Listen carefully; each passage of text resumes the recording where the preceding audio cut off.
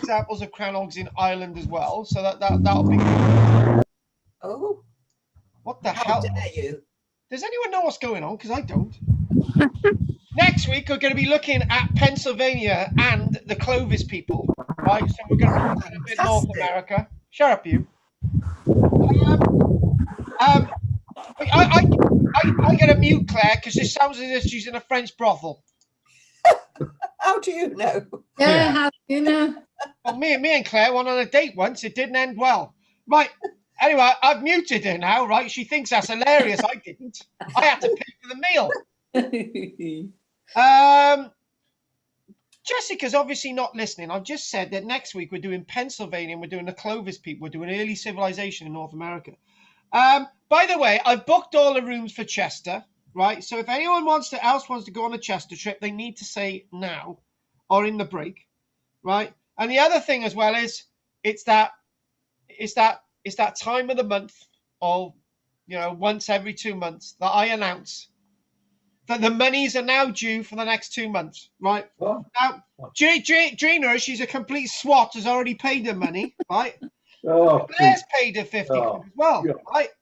But naturally, Margaret's a bit slow, and Anne's a bit slow, and Andy hasn't got any money, and Roger doesn't care if he sends us any money or not, because we don't have to see him anymore. Pete's got to pay his money, but he'll moan like anything, right? But Pete, remember, it's an extra 2 quid this month. It's 50 quid, right? What? I've already started charging Sandra, and she told me where to go, so I didn't bother with that. Have you noticed, Pete? I haven't asked for his penny off Sandra because I know exactly what she's going to say. Well, and so would I as well. Well, that's true. Do you know what? I've been talking to Michelle about Sandra, and it's just like Sandra will be a bionic. That's the one. Bionic. She'll be a bionic woman with a bloody computer-generated ribs and rib cage, yeah. Everything. Oh. Do you know? I'm sure she's got artificial legs as well. Anyway, that's for Sandra to tell you that or not. Like I said, she'd be a week after next with a bit of luck. Right, good. Good. I talked to her today. At least she's got a genuine excuse for not being here. Christ. Yeah, she's not well today. She's suffering from the chemo, and she's got chemo again next week. It can't help this weather, to be honest with you, because some minutes it's really hot, and next it's not. Right, okay, Drina. Yes. Yeah, well done, Drina. We're not talking to you now. Right, Drina, anything you want to say this week? Why have you got a Christmas jumper on anyway? It's not. It's is it back to front? I can't tell. Crop pretty. Right. Crop pretty. What's that? Yes. It's a music festival. Oh, right. Long time ago. Yeah, well, we don't talk about the dinosaurs much. In your younger days. Absolutely. Right. So you haven't got any news for us then? No. All right then. I had a row with somebody the other day. He said, "I'm going to curse you. I'm a gypsy," and I said, "Yeah, that's funny. So am I." So it equaled itself out. Andy, talking about jippos, how's that, Claire? She's good.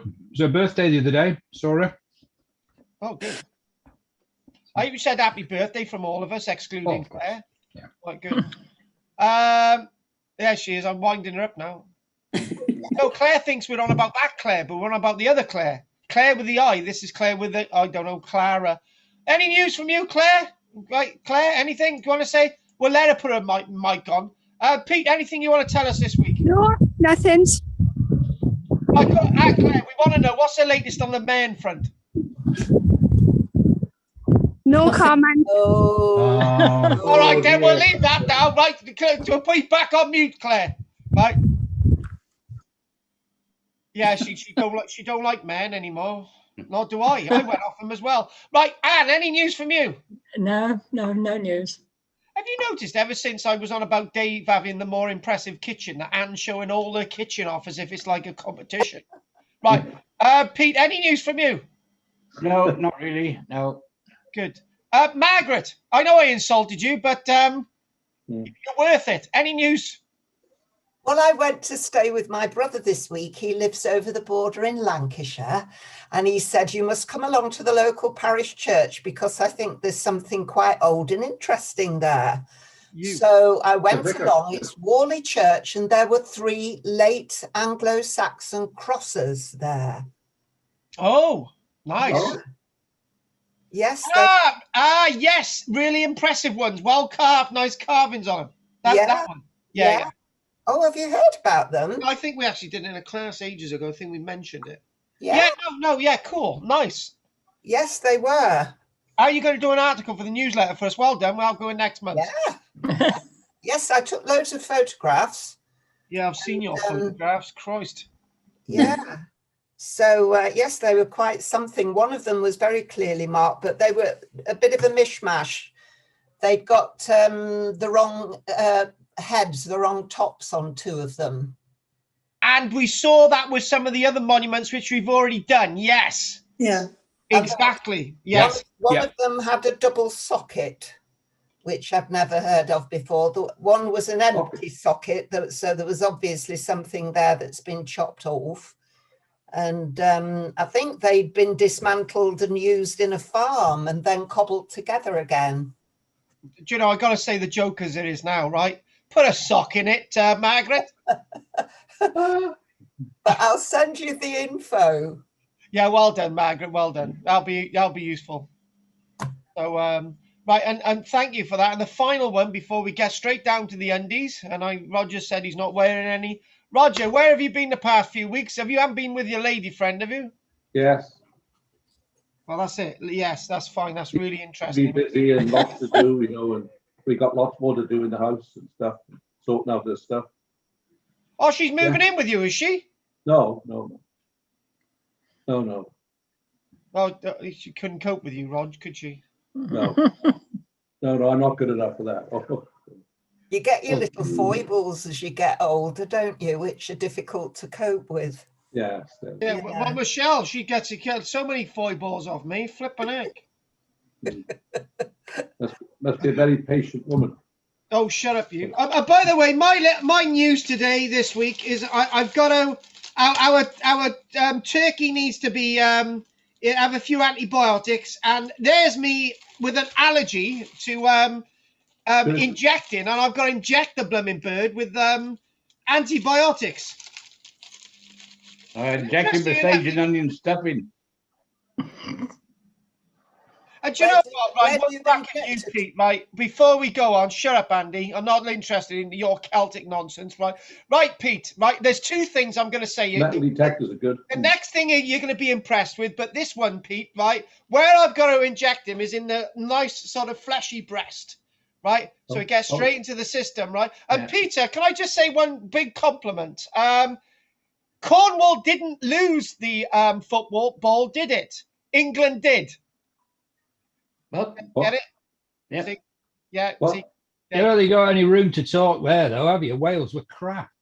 Yeah. Oh, Hang on a minute. That was just nasty. That was. It was a thing for me and Pete then, and you ruined. brought it up.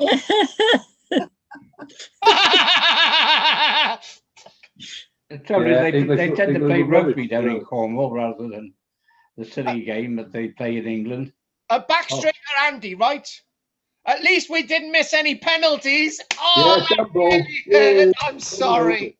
Right, okay, let's get straight down to it. Right, okay. I think I'm going to upset Andy one day, and I think I've done it.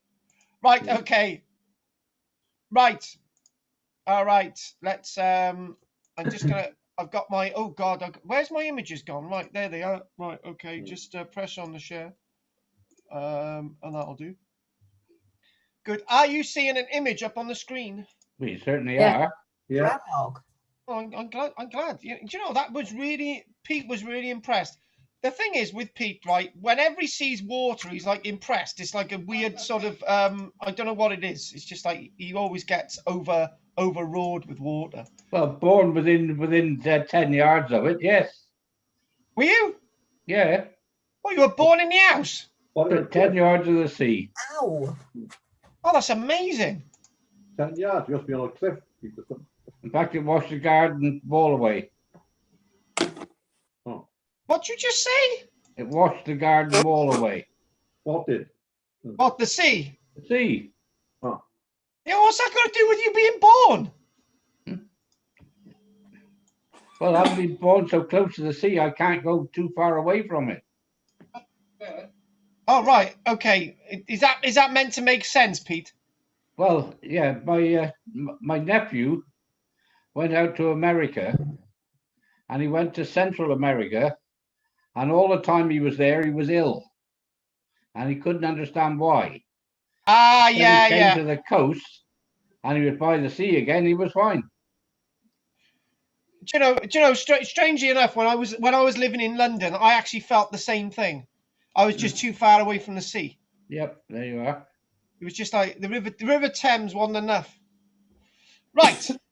Anyway, let's crack on. So I'm doing a topic that we've touched upon in the past, but I wanted to do it a little bit obsessively by coming at this topic from complete naivety and then sort of going into maybe what the notes say and what I think. And the topic today we're going to be looking at is Crannogs. Now, basically, we will be looking at what a Crannog is, and what a Crannog may not be. But the Crannogs are a little bit of an enigma in a context of Cymru, Wales, and the context of England, because there ain't many Crannogs throughout the whole of Wales and England. In fact, the job total in Wales is probably about 3, and the job total in England is probably about 1 somewhere. And then most of them reside in Scotland or Orkney or Shetland and the Outer Hebrides, and you find Crannogs in Ireland. Now, obviously, what I'm going to do is I've sort of left it hovering. This is the example of Llangors Crannog. Now, I know that when I think Pete's the only one involved with this, we looked at weird bits of archaeology in different parts of Britain, right? So we tried to see if there was any Crannogs in Cornwall. No. Crannogs in Wales, yes. Crannogs in Cumbria, no. Crannogs in Orkney, yes. So Pete will be a little bit aware of what we're going to talk about today. So it's it can only be described as an artificial island, man-made artificial island within a lake setting or loch setting. So that sort of sets the scene. Now, my own interest in Crannogs goes all the way back to roughly about 1989, 1990, when the archaeologist Dr. Mark Redknapp, National Museum of Wales, he's the director of archaeology there now, and he sort of said, "Oh, why do you come up and have a look at the excavations at Llangors Crannog?" And to be honest with you, when I was about 14 or 15, I really didn't have much confidence at all, and I just didn't go up there. I didn't see it. I didn't see the excavations, which is a big shame. Which is a massive shame, really. But my sort of interest really lies upon what I've picked up over the years and within this lake setting. So what we're going to do is have a look at the finding of a new Crannog, which was in 2015. We've got a little bit of an article, which I'm going to show you on the screen with a few nice little images, and we'll discuss them, found by a friend of mine, Stephen Clark. And Stephen Clark is the Monmouth archaeologist, and he's been excavating there for years. He's about 1,000 years old, and what you don't know about Monmouth isn't worth knowing. So this is a nice little example within Loch Brichland Crannog. This is actually an example in Ireland. And again, we sort of more focus on sort of the one in the ones in Wales than we do anywhere else, to be honest with you today. And sorry, there isn't much in the way of input for the likes of Cumbria today, because in all my research that we've already looked at with Crannogs, we couldn't find a single example of a Crannog in Cumbria. But it doesn't mean to say that it didn't exist, because when you think about it, this is the bog simple formula to a Crannog, right? They were built in various different periods in time, in key areas of Britain, right? And a Crannog itself, usually people built crannogs on land that nobody was using. Obviously, nobody's using the water. So what you'd do, you'd build up a little artificial island within the watery realm, and then you'd claim that as your little a place that you live, and you'd farm the land, and Bob's your uncle, that's where you're living, right? Simplistic way of looking, but if you're going to live on a lake, it's probably because there's nowhere else to live. That's a sort of really simplified way of looking at it as well. But you could actually argue that it could be said that, for example, at Muss Farm, Peterborough, that was actually a crannog there, and Peterborough, Cambridgeshire, that is actually a crannog because it was buildings on a platform that eventually was set alight about 3,000 years ago, and all that ended up into the lake bed at Musk near Flag Fen, actually. That could be classed as a crannog, but it's a bit of a grey area, actually, because it was actually a suspended settlement above a lake, which is different from actually something anchored into the lake. Now, that's the difference between the one at Muss Farm, Peterborough, and this. A crannog is something that's actually anchored down and it's built up as an artificial island, which is different from Musk. And so you could say that, again, when you go to Glastonbury, Somerset Levels, lake villages, they could be classed as crannogs as well. But I've got to take bones with that as well. Crannogs are usually small little islands, and so we'll dismiss the ones in Somerset.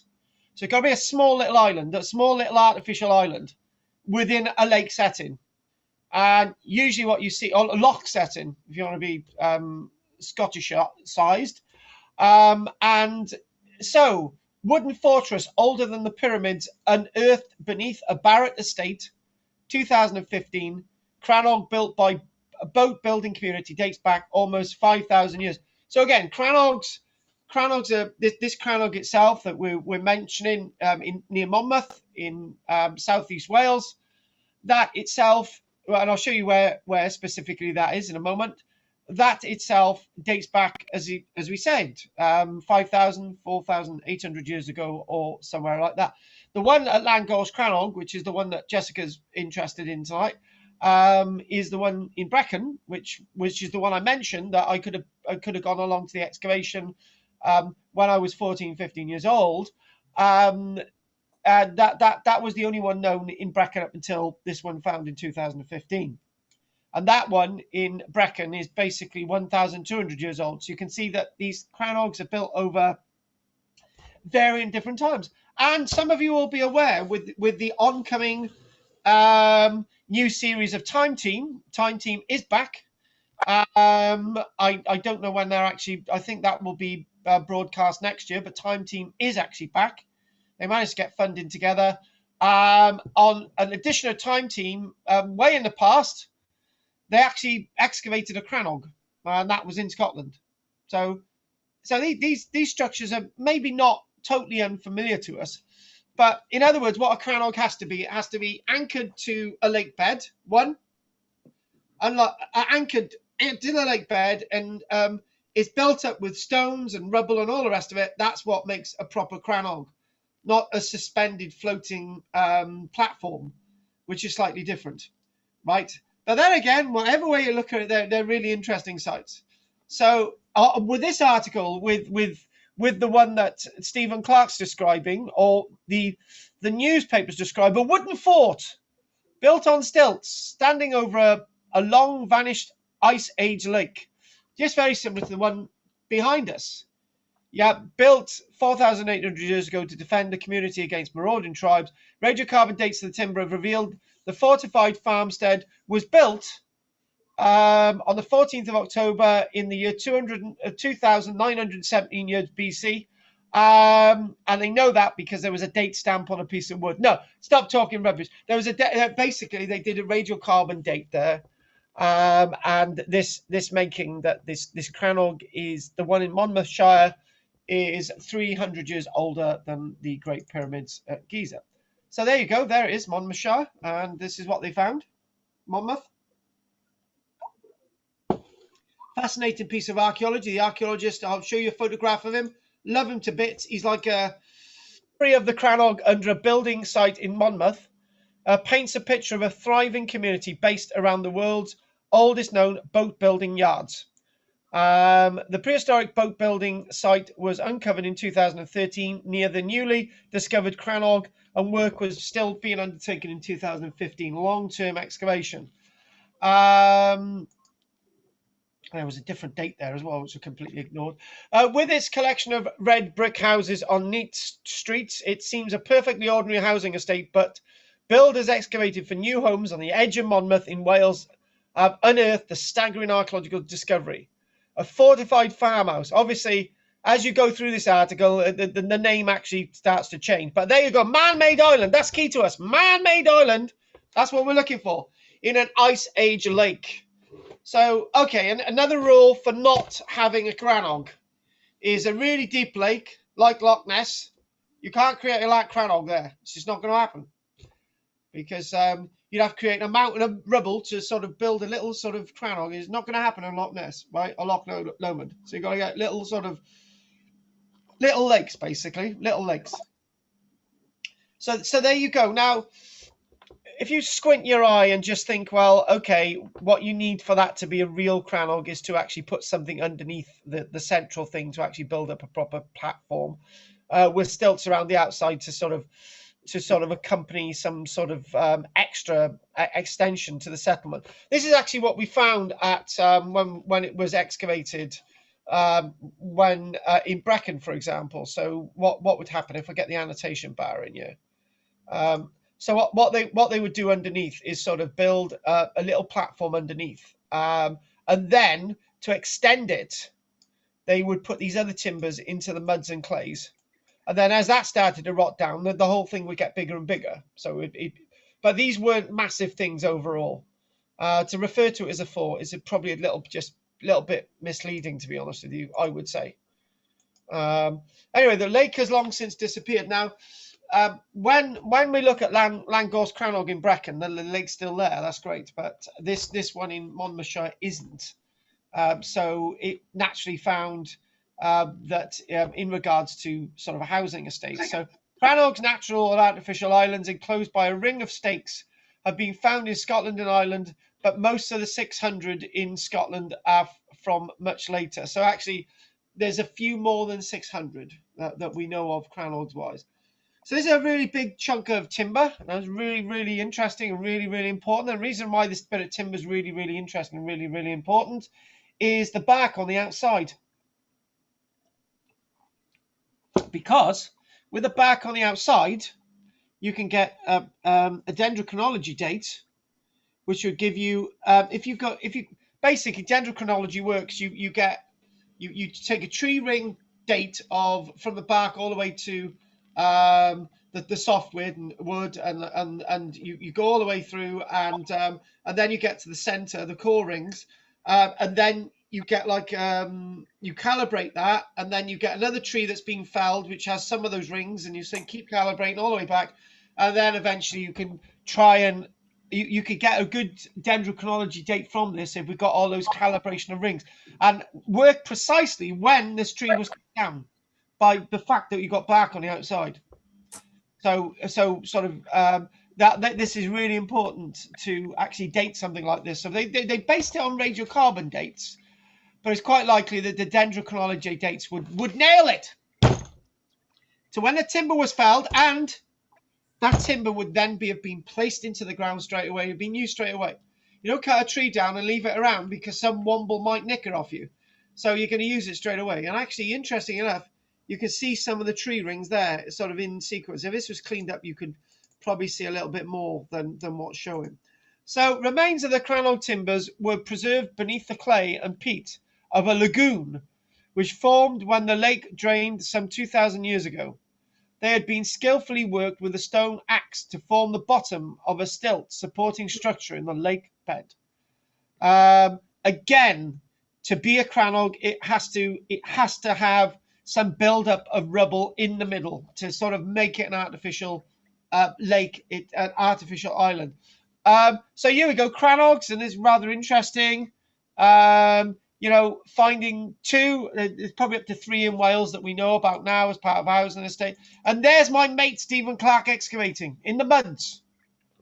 I tell you what, right? You think I'm nuts? Stephen Clark's even more nuttier than me, right? He is. It's crazy. But mind you, in my experience, speak for myself, most archaeologists are barking anyway. Look at Claire. Anyway, and there he is excavating. You can see it long since has the lake dried up, but evidence of this area here being the Crannog, all the staining, and some of the timbers being raised.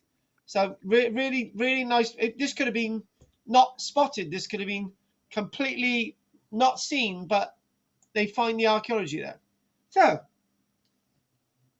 again, a true Crannog, as with the one excavated, on the lake itself, has this proper artificial island. You can actually see through that, but that's a reconstructed example. Has to be a proper island. Has to sort of, and you wouldn't be able to see through it, right? To be a true proper Crannog. But this is a reconstructed version on there, so they can get away with that. And so obviously, I found out actually that even though this said this is actually Llangor's Crannog, I did actually work out that this was actually a Crannog in Scotland that this one is actually showing. The one at Llangor's Crannog is slightly different. So and this is, unfortunately, this is what happens with press cuttings and press releases. If somebody said this is actually an example in Scotland, but again, example of a Crannog is shown as being Llangor's, but this is an example in Scotland. Right, and there's my mate Stephen Clark. Does he look like a typical archaeologist? He does, doesn't he, Anne? I know. He looks more like a scientist than you do. Yes, he's got some scientific equipment, hasn't he? Yeah. Oh my God! Why That do we have somebody else slagging me off? Come on, just have it in threes. Go on. Go on, Rog. Dig Well, it it's up. just in trying to recognise him as an archaeologist, you have to look at what he's doing. Yeah. Well, that says a lot. Then I don't know what to say about that. I don't know what to say about that. Anyway, we'll come back to him because we've got another nice image. So obviously what they found is that they found later evidence to say that the lake itself, we've got evidence of canoes, and we've got evidence of channels, and we've got evidence of boat building. This is what they're saying, which is probably from a little bit of a later period. And there he is there. There's some of his great timbers. Yeah. And interesting enough, Stephen Clark started off as a printer. Right. Printing house. What's that, Rog?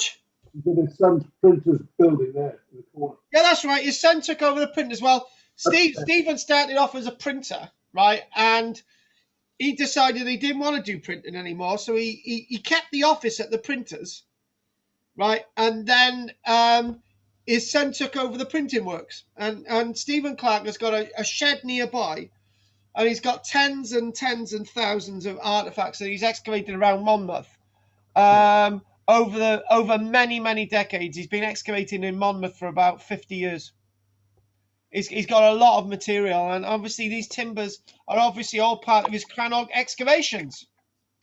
So here we go. As the archaeological puzzle clicks into place, you see that the Stone Age men and women and hermaphrodites and dreeners must have depended on boats with Crannogs stranded in the lake that once existed where the outskirts of Monmouth now lie. When the boatyard is taken with the Crannog, this corner of southeast Wales, we haven't really said anything about the boatyard at all. I'm just trying to look at the Crannog. This is surely one of the most stunning of the prehistoric discoveries. Stephen Clark, God, chairman of Monmouth Archaeological Society and author of the Lost Lake Evidence of Prehistoric Boat Building. An exceptional feature is that the construction was based on 3 massive parallel sleeper beams, timbers roughly hewn from complete trees set in the ground horizontally. One of these timbers is 1 meter wide, and all of them seem to have been from full-grown trees. So that's obviously giving you the base of the Crannog, slightly different from the illustration that you've got behind me. Crannogs were in prosperous developments reserved for the grandest of the grand, which, as you know, I slightly disagree with that. I feel that Crannogs were built in places that were sort of marginal land and there was nowhere else to live. Crops and cattle would have been in fields with sheep on pastures in the surrounding hills. Agree with that. Neighbouring woods would have provided wild cabbage, fruit, wild boar, and hazelnuts. And then, if under attack, the tribe could retreat to the safety of the Crannog with its vast natural moat of the lake. I actually, my take on that, as we sort of develop and get a little bit more into this, is that they're more practical than this, and just this talk of sort of defence and all the rest of it is sometimes fraught in my mind. But obviously, archaeologists have got different ways of looking at things. Today, Monmouth is on dry land, at the meeting point of the rivers Wye, Trothy and Monnow. But when the Crannog was built, much of the town would have been 20 feet underwater, with pebbly beaches running along what is now Monnow Street and St. James's Street. For centuries after the Crannog was built, it attracted Stone Age, Bronze Age and Iron Age tribes, and obviously Roman and then medieval. A Stone Age hearth from about 2795 BC has been discovered in Monmouth as well, so it's another piece of archaeology. Stone artifacts are thin on the ground in Britain. Stone Age artifacts are thin on the ground in Britain, well, in some sites. So the discovery of the Crannog will shed a vast amount of light on the last stage of the Stone Age. This was when hunter-gatherers began to settle in recognised settlements. Animals and plants were domesticated. Agreed. Britain assumed a rough approximation of its modern look. The great forest that covered much of the country was gradually cleared as grassland was created for grazing and growing cereals. It was just as the Monmouth Crannog was being raised on these stilts that the tradition of the great British home was beginning. Life then wasn't so far removed from our own terms of diet, furniture, and basic house building. The gripping discovery of the Monmouth Crannog does not just shed a light on life in the Stone Age. It also reveals the vital seeds of how we live in today's society. So this is what I was talking about in regards to a Crannog, a complete artificial island. This is what I've been getting at. Crannog. This is a Crannog in Orkney. Now, I can remember that we went to the island of Rousey, and the archaeologist Judy Gibson, she was just driving along, said, "Oh, there's a Crannog over there. Next, there's a wall there. There's a Bronze Age barrow over there. There's this there. Hang on, there's a Crannog. Really? Oh, there's a Crannog over there. Yeah." So anyway, there's loads of Crannogs in Scotland, really loads of them, particularly on Orkney. This one here, this Crannog itself. The site lies just inside the Loch of Waysdale, the How Harper Carn being back towards Burstane. What that's basically saying is on the way across the island of Orkney from Kirkwall, after you've got off the plane, heading all the way to the Ness of Brodgar, there's a place called Finstown.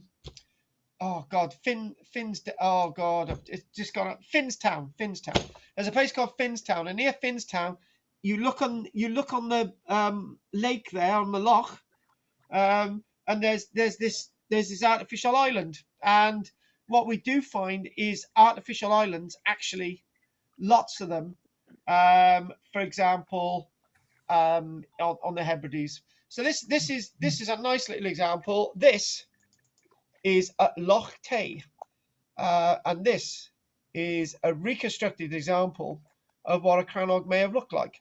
Now you can see one thing, right? If you go with the other stuff that's been said, if you look at this, this example is completely disconnected from the land, right? So if you want something defensive, and then this would probably be the best thing to do. But if you've got like a walkway to the land, it's not going to be very defensive because people can come and run out and get you. So this is what I say with the Crannog. It's more that you're desperate and you've got nowhere else to live, and let's build an artificial island. And this is what we're talking about. So I've got some nice notes that I'd like to look at now. So what I'm going to do, oh, that's a really nice one. That's on the Outer Hebrides. So if I can zoom in on that one a little bit more, you can see that there's actually a stone causeway to this one. Can I do it? Yeah, here we go. You can see there's a little stone causeway to this one. So if you're completely talking about these being defensible, why is there a stone causeway there? You can't stop people attacking you if you've got a stone causeway. So I've got more of a feminine mind when I look at archaeology. As you know, I'm not too much into warfare and raping and pillaging. And you know, I always take the line that if you're out there raping and pillaging all the time, you wouldn't have the population of Britain that you've got today. Anyway, so what I'm going to do is I'm going to look at my notes, right? And we're gonna go with that now. So I'm just going to get my little notes up on the screen. And what we got is bingo. Yes. We've got some nice little information in front of me, which we're going to do now. So Crannogs themselves is actually a Gaelic word. It comes from Crannag, and Crannag or Crannog, Gaelic word, Irish Gaelic, and actually Scottish. The Irish Gaelic is Crannog, which we use in Wales. Crannag, which the Scots use in Scotland, is basically the same word. Is typically classed as a partially or entirely artificial island, usually built in lakes or estuarine waters of Scotland, Wales, and Ireland. Bingo. Unlike the prehistoric pile dwellings around the Alps. So this is what I was trying to make the difference. It's not just a load of buildings erected out of the lake. It's something that's anchored down, right? This is my way of looking at Crannogs, which were built. So Crannogs are artificial islands. So Crannogs themselves, it's interesting enough. This is rather an interesting point if you don't learn anything today. Crannogs are some of the oldest continuous type archaeological sites used in the whole of Britain, right? Because they're examples of Crannogs still being occupied in Scotland at the time of the Jacobite rebellion in the middle part of the 1700s. That's a bloody long time to be using these things, and usually by the time they're using Crannogs in Scotland in the 15, 16, 1800s, right? Well, not 1800. Maybe we don't know if one or two may have been used. Obviously, in Scotland, you're going to be living on a Crannog if you've got nowhere else to live. So this is why I'm saying I'm not convinced they were completely this defensive idea. Yeah.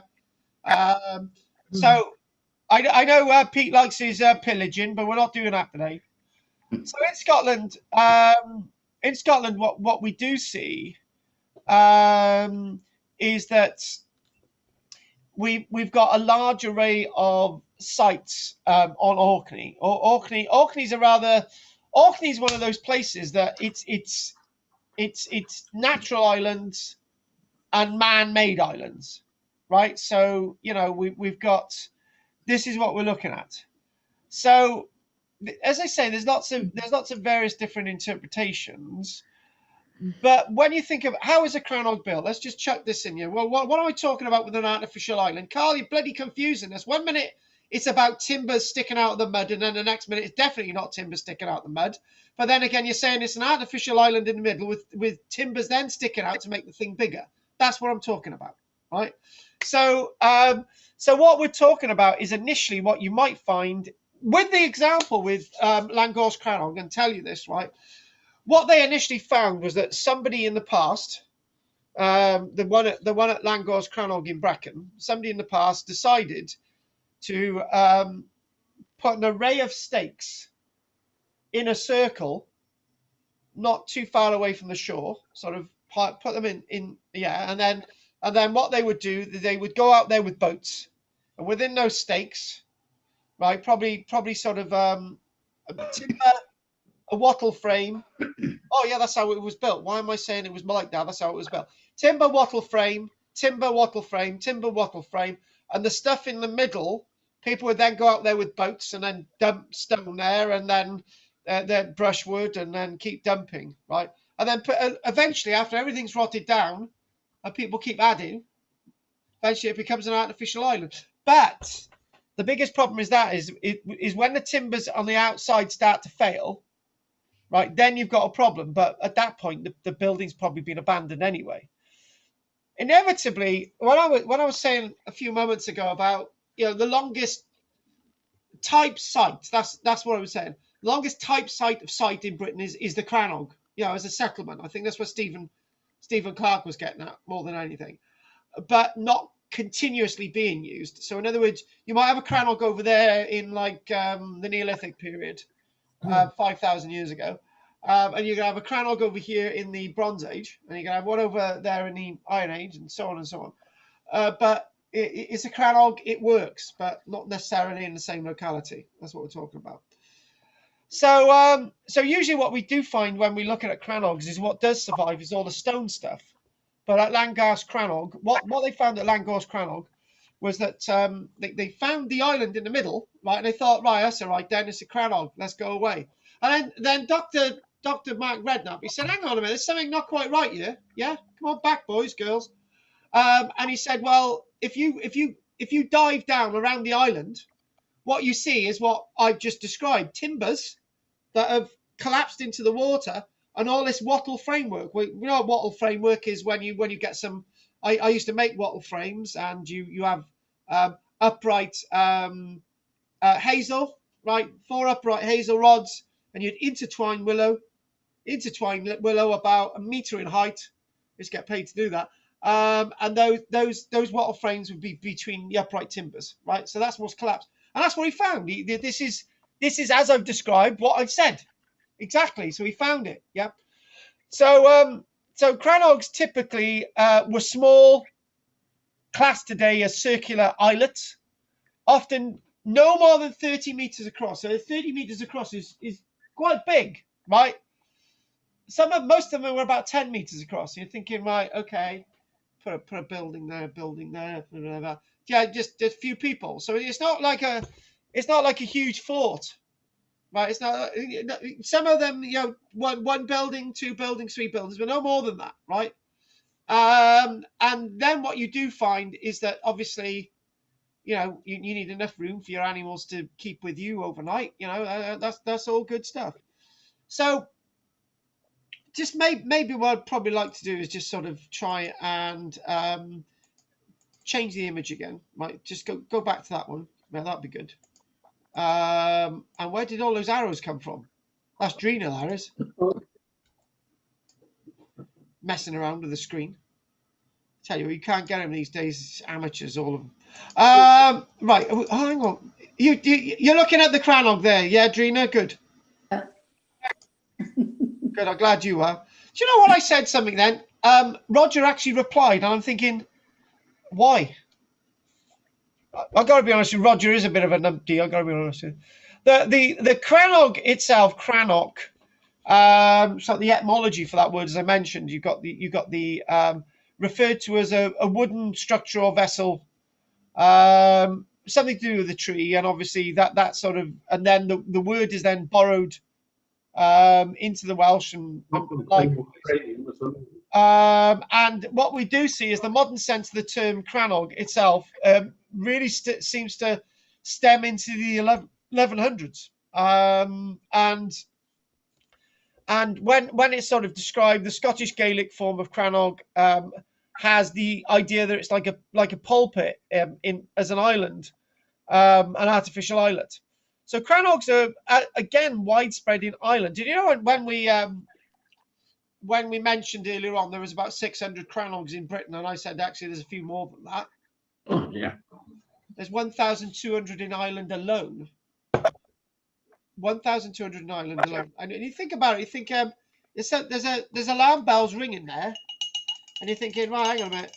If there's so many on Ireland, right, and they're meant to be defensive, aren't these like buildings in Ireland on lakes that people have got nowhere else to live? And that's where the alarm bells are ringing. And this is where I come from. And in Scotland, obviously, lots of Scotland hasn't been explored like Ireland and big chunks of Wales and most of England. But what we do find is close on about 350 odd in Scotland, and a nice chunk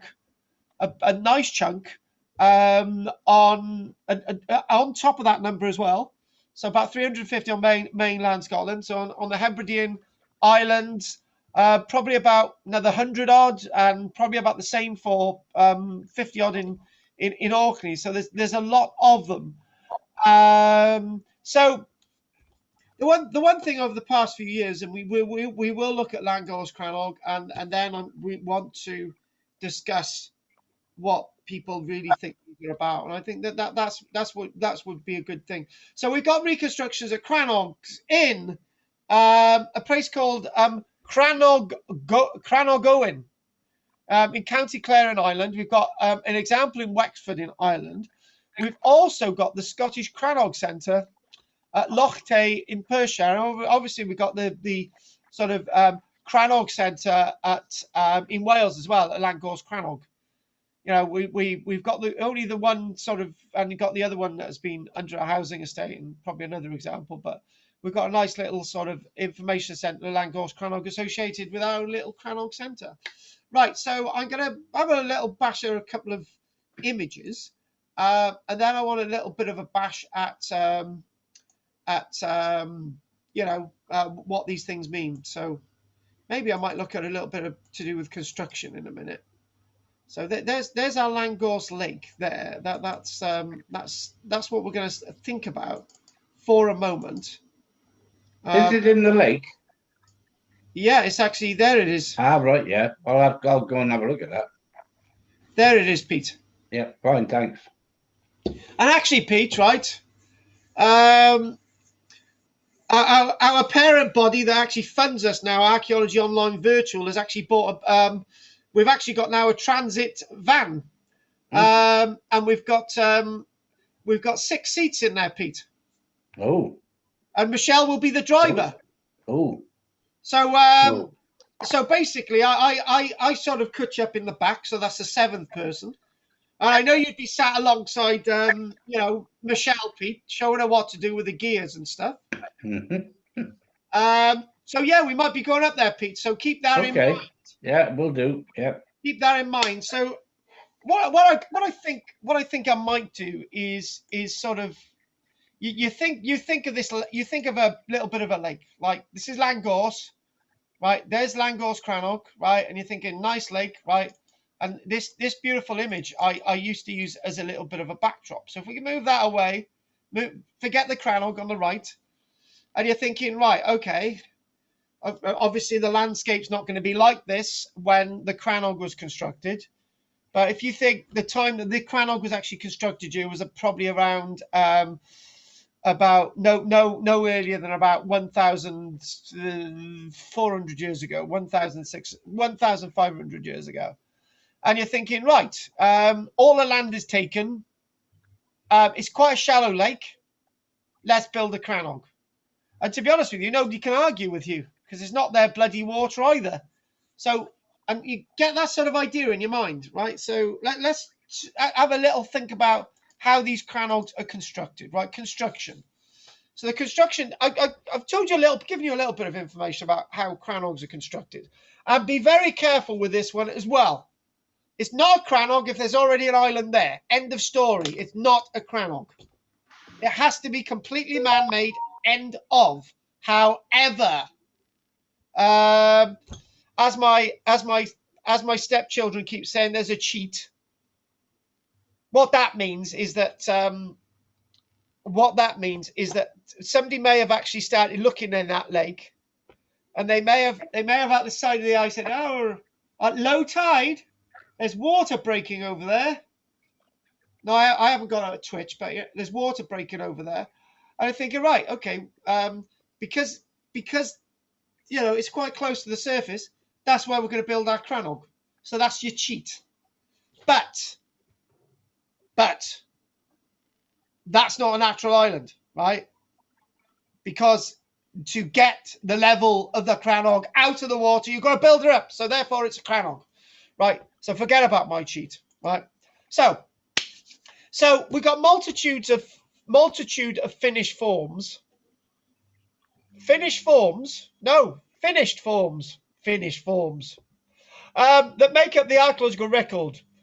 And, you know, they take them for granted when we go to Orkney. Oh, there's one over there. Yeah, fine. What? What was that? There's none in England at all. So the Crannogs, in the strict sense, typically the construction effort began on a shallow reef, as I mentioned, or rise in the loch bed. There's the cheat. The timber was available. So obviously when they're building these Crannogs, they're, you know, inevitably around lakes, there's lots of timber. You know, you've got your alder, and you've got your willow naturally. So you've got all those types of trees growing. And perfect. And willow grows quite quickly, right? So, you know, that's great stuff. So in other words, what you've got this lake, and you can build a house in the middle of the lake, and you're not going to annoy anybody, right? And actually, by you being there, you might be able to trade with the local people and so on, as long as they don't mind you grazing their animals. And also, you've got fish, got something to eat, right? So you're not going to be desperate, and you can trade the fish then with everybody else. It's like, you know, so you've got lots of timber available, and the idea again is that you're going to have a circle of wooden piles. So what I'm going to do, I'm going to get my little screen up, right? So, okay, right, lake. So actually, you know what I'm going to do? I'm going to start with a fresh screen. Otherwise, it's not going to make any sense. So I'm going to get the drawing board on, right? I bet you don't have this with Jessica's classes, drawing. I was just trying to wind her up to get her on. Right, okay. So what you've got, you might, oh no, that's terrible. Bad start. I didn't want that. I want a top of drawing pen. There we go. So you might have your stakes. Oh, that's it's a bit of a bent stake. There you go. And what you've got like you've got that sort of there, and you might have another bit of a stake in there like that. Oh, Jessica, can you just take over the drawing? Sorry for criticising you. And you've got that there, right? And you've got these stakes in the water, right? And then what you then find, I tell you what, you know, Drina's really impressed with this. And then what you've got the water level there, right? There you go, nice water level. No, I'm not drawing a Loch Ness monster, Anne. Don't be so silly. All right. So there you go. What you've got then, right? And then, right. So then you're going to need to build up inside that. So then if we put another little bit of a stake, oh no, I guess the wrong colour now. Pete's lost interest. Sorry, Pete. So what we're going to do now, we're going to put another bit of a stake in there, and we'll put another bit of a stake there. Hang on. Oh, it's blue. Oh, sod it. It can be a blue post. I don't really care, right? So I do actually care. It's just like, you know, we got another post there, right? There we go. So we've done our first stage of building a Crannog. Oh my God, that looks absolute crap. Right, anyway, that's fine. Drina knows what, at least I'm trying, Drina, okay? Oh, very. At school. And I got special needs. Anyway, so what we do, that creates a circle, right? So you've got a circle there. From above, it creates a circle. And we know that they did this because when you lift up these stakes out of the mud, right, they've got axe sharpened ends to them. So they're driven into the bottom. And forming a circular enclosure that helped to retain the main mound and prevent erosion. That's the word, the main mound. The main mound. The main man. It's in there. Main man. So it's basically talking that you might use some of the other existing timber building techniques of the age. Right, and what you might find, as an example of Langor's Crannog, I'm going off my notes. I'm going to keep with what I know because that's probably the best thing to do. Right, have you still got the image on the screen? No. What happened to it? You took it off. You rubbed it out. Are you joking? It took me ages to do that. You just want to use your drawing. Oh, it took me absolutely ages to do that. Oh, for God's sake, Drina. Why didn't you tell me? Are we drawing on the screen at this minute? Yes. When you Almost. started, you've got a line. Stop again. Shut up, Roger. I'm sick of you. I wish you wouldn't turn up each week. Right, anyway. Okay. So if we right, there's a steak there. Oh, wicked. There's another steak. Oh, look here. There's another steak. Oh, Oh, look at that. Yeah. oh, that's even better, isn't it? Yeah, yeah. What we're gonna do? But they're in It's a a bit like straight a line. Paris. Have you guessed what it is yet? Right. So they're in the mud, right? Oh God, we do that there, right? And from above, right? But by the way, Drina, you can get a signed version of this afterwards. Oh, excellent. From above, there it is, right? Yeah. And then what you then find is you've got interceding, you've got these stakes all the way along, right? Yeah, got it. Yeah, I'm glad somebody knows what's going on, right? And then what you do, you then put these panels in between, right? So there's hang on, another one there. Hang on, there we go. Oh, you put these panels in between, right? And there we go. There's another one. And these oh, go away. I didn't ask you to move the line. Go away. And then what you then find is you find that these little panels, right? Really tightly made. It wouldn't have that many uprights in it. But then again, you repeat that. You repeat that there, right? And then it's going pretty well, Rog, isn't it? Cool, Rog. So that shut up, Rog. I'm not really interested. Right, okay. And then what we do find, right, is that this is a retaining wall, right? Which is stupid arrows. They're just doing their own thing. Right, okay. That oh God, I'm losing the plot. Right, that there is a panel which would be on the outside here. There, got it? Good. There'd be a panel there. Oh, stop moving the arrows. Is this above the water? What? Is this above the water or in the water? Oh no, I didn't draw the water. It was on the other diagram. Yes, you did. You put the water in on the other one. Yeah. Yeah, thanks. The water's there. Thanks, Trina. There's the water. No, it's in the water. Yes, it's in the water. Yes. Okay. It wouldn't be a panel then, would it? I thought it might be to stop you falling off. No, I want some diazepam. Have somebody got some?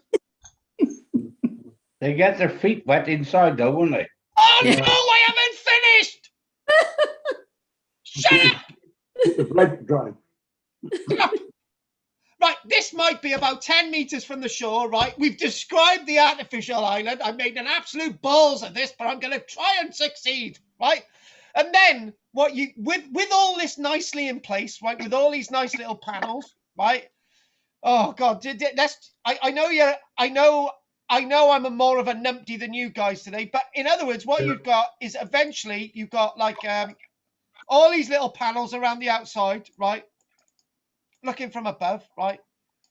You've got all these panels going here, and then you've got the uprights there. You got it? Good. It's happening. But I'm not doing any more. And then what you do, right? Oh, Idris, I tell you what, Idris. Oh no, I've lost the image. Oh my God. Oh, Oh, it's back again. you'll remember it. Oh, It's come back. it's come back again. Right. So Come back. yeah, shut up, you. I didn't want your interference, right? Oh God. Right, and then what you then do, right? You get your old coracle, right? And you get the coracle, right? I'm not drawing people in it, mind, right? You get the good old coracle, right? And then that goes out to no, that's another circle. I don't want a circle. No, it's going the wrong way. I don't want the coracle going that way. It's going the wrong way. Right. So if we hang on. So if the coracle goes out to the island with stones in, right? Oh God. And then the stones are placed in there, right? With a load of brushwood and the description I'm going to give you, right? And that creates the artificial island. So no, your feet are not going to get wet. Does everyone know what's going on? Because I Fall in. Are Does you the water need to be further up? I'm thinking you have to chuck it over. Yeah, of course you're gonna have to chuck it over because you've got a fence around the outside. Yeah, I just thought it might be a bit lower down the What? the barricade that has been built. I thought if the stuff had going to go inside, you'd have to chuck it over rather than Right, okay. chuck it up and over rather than just chuck it in. All right then. All right, we're going to play at your game, right? Because this is low water mark, right? Actually, the water level's there now. See, the water. Oh yeah, I can understand that better. That looks about I'm right. glad you can understand it. I really appreciate your input. But it's a lake, it's not tidal. Oh my God! What happened, Carl? Why did it go up? Oh, please, no, no, no, no, no, no. Right, I'm going to get myself out of this, right? Because it was the summer months. It was scorching hot, right? It was so hot, right, that the water evaporated from the bloody lake, right? Yeah, are you happy with that? Good. That's looking very good. Yeah, oh, I'm pleased. I'm glad. I'm so pleased you think it's looking good. I do. I can see it works now. That's good. Thank God for that. Thank God for. I hope Jessica's blooming skills are good at doing that bloody artwork because flipping heck. I think when we took Jessica on board, I didn't check that she had an A in art. Anyway. So in other words, what could happen as well is that they might actually use various sort of building techniques. All the building skills that they got available. Because one thing that we do know is that it's key when you're looking at prehistoric Britain to understand that the first skills that they had were carpentry skills, right? And how do we know that? Because if you look at Stonehenge, you do see the tongue and groove and the mortise and tenon joint works being used for the two separate sets of sarsen stones at Stonehenge. Because Stonehenge is it was constructed by carpenters, not stonemasons.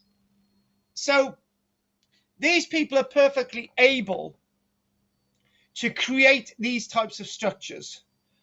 And strange enough, when you've watched how things are done, learning carpentry is not massively difficult to do. But mind you, my dad's a carpenter, and I'm dead impressed with the fact that we built a goat house in West Wales. But that's not the point, right? The other thing as well is when you're thinking about a lake, you're going to have more timber around than you are stone, right? So obviously, to build the outline of the Crannog, you're going to naturally use timber because it's easier to work in timber than it is to build a wall underwater with stone. That's the point. So then what you're going to find is that they're going to use anything to build up that island. They're going to chuck in clay. They're going to chuck in Pete the Butcher. They're going to chuck in stone. They're going to chuck in timber, brushwood. They're even going to chuck in animal bones. They're going to chuck in any old, mind my French, crap. Whatever was available, right? In some instances, more than one structure was built on the Crannog. So not always were these Crannogs always abandoned after they'd been used for several generations. And to be honest with you, it's probably quite good fun building a Crannog. I could see me and Drina on a Crannog with the timber going, to me, to you, to me. It would be quite good. In other types of, I need to take a break in a minute because I'm going to have a seizure soon. In other types, do you know what? I'm going to do some drawing in the next bit as well. I enjoyed that. In other types of Crannog, builders and occupants added large stones to the waterline of small natural islets. So what we've got there in other types of Crannog, builders and occupants added large stones to the waterline of small natural islets. So what we're talking about, if these are not really classed as Crannogs to me, but what we're saying is that some existing small islets were expanded using the same techniques that we're using to discuss when we're building the initial Crannogs anyway, to a completely artificial island. Larger Crannogs could be occupied by extended families or communal groups. And as the Crannog outline degraded and the timber rotted away, all the stuff that been placed on the building would just spread out and it'd just get bigger and bigger. But naturally, it wouldn't always get bigger and bigger because there would be water. There'd be problems with the water and all the rest of it. What we do see is lots of the Crannogs were accessible, but using timber, just a bit of timber that's been hollowed out in the early period of prehistory. Later on, you've got coracles in the Irish and the Welsh sense, and I do believe you've got coracles in a Cornish sense as well. There's something ringing my head there. Evidence for timber or stone causeways exists on a large number of the Crannogs as well. So they're not just waterlocked. You can actually get out to them using timber or stone causeways that have been added later. So in other words, people got a bit peed off with having to, every time they wanted to go to see their mate Dave, they got a bit peed off with that. So they decided to build a causeway. So, and the other thing as well is, I blooming hate this idea in history and archaeology. They were always killing each other, you know? That idea that we've always got to build defensive things and forts, and it's all about men, and it's all about what men did in history. What about what women did in history? The last time I looked, history represented 50% of the population with women. So when you think about these types of settlements, you've got to think of the other more practical uses, why they were there, why families were there, what women were doing, what children were you doing, and all the rest of it. So, here we go, Pete. This is in my notes, which completely conflicts with what you said, because I was also talking about locks, which are also open to the sea in some cases. The causeways may have been slightly submerged at times because of fluctuations in the water level. So there.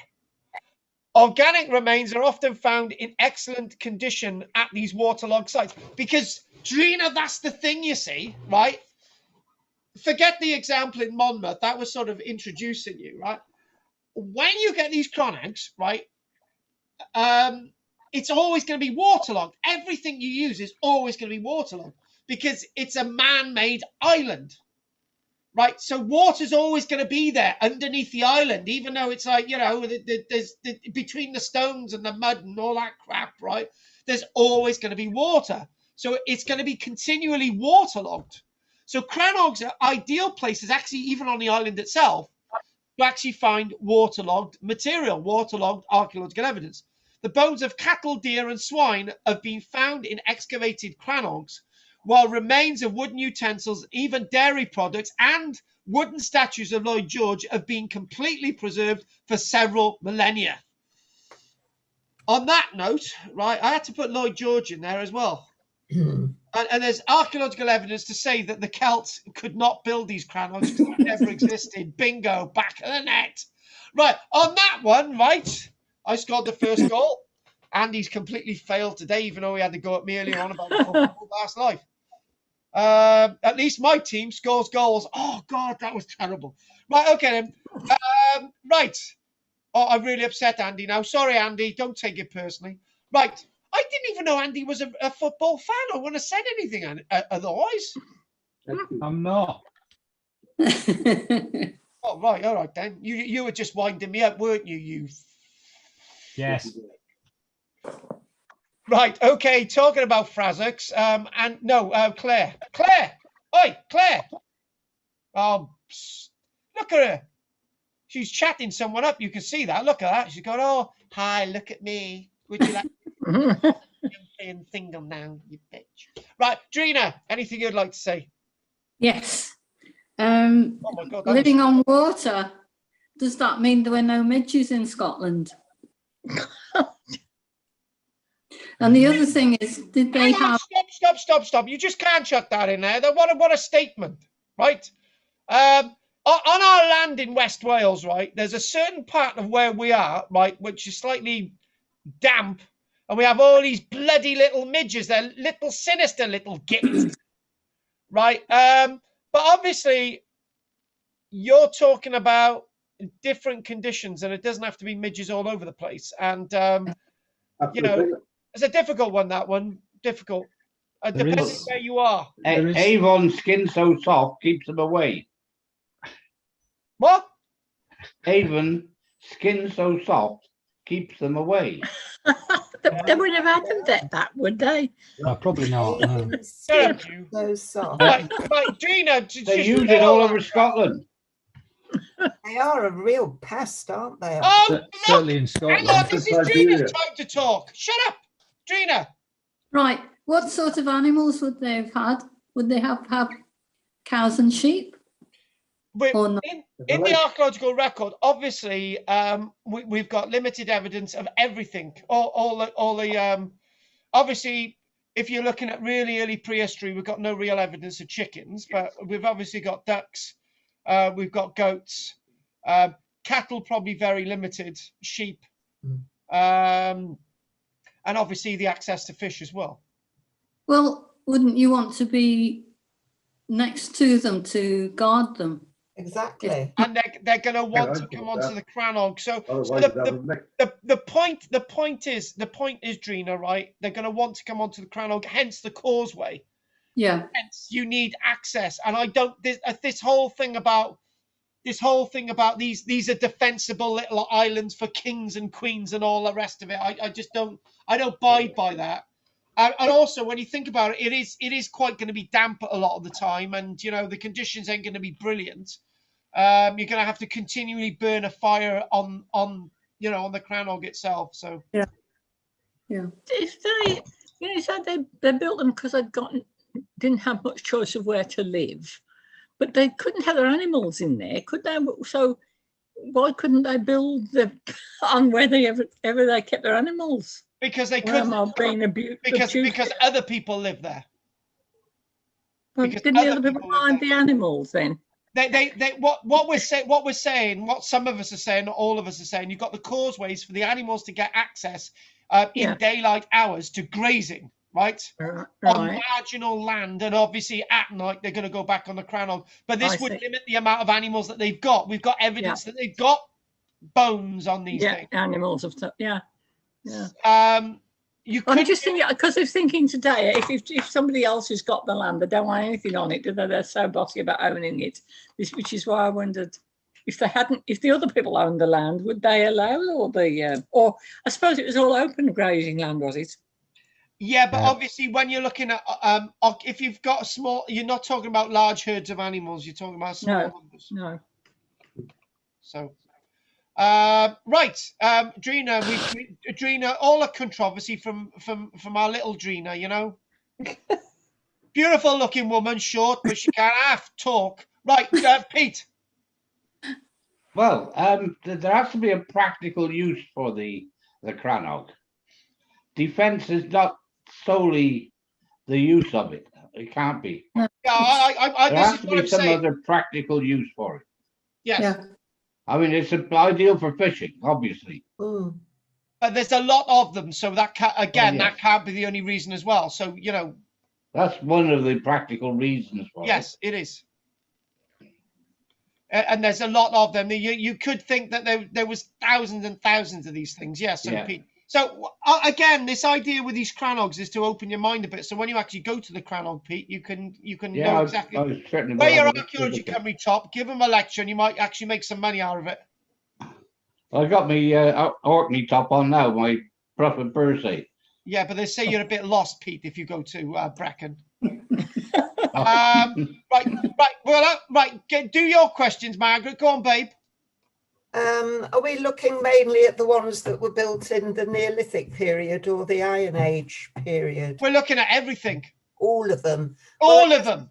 I guess in Neolithic times, there wouldn't have been that many people. They would have been just small family groups, wouldn't they? And that's key to the argument, you see, with the earlier examples. You're talking about in the Neolithic period, probably about 1 million people living across the whole of Britain, right? There are 70 million people living across Britain now, and you can wander across certain parts of Wales and England and not see a single person in days, right?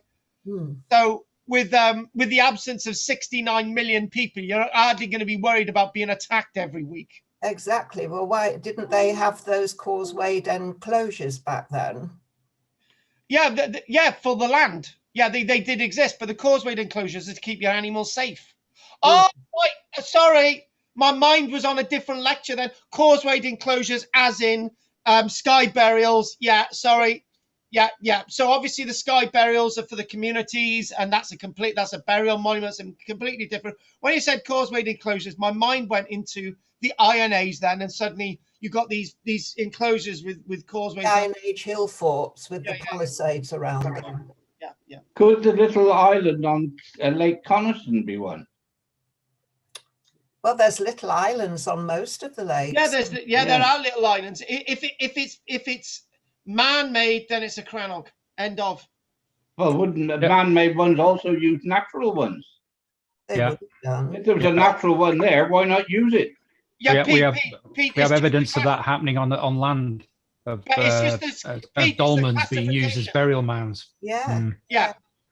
What we're thinking of is the classification, and I have 3 conversations here. Some of the examples in Orkney are wrongly classed as cairns on lakes, right? So as burial mounds. So and they're not necessarily all going to be used for habitation. So that's the other thing. Peter's point as well about the man-made islands as well, the artificial islands. I'll start again.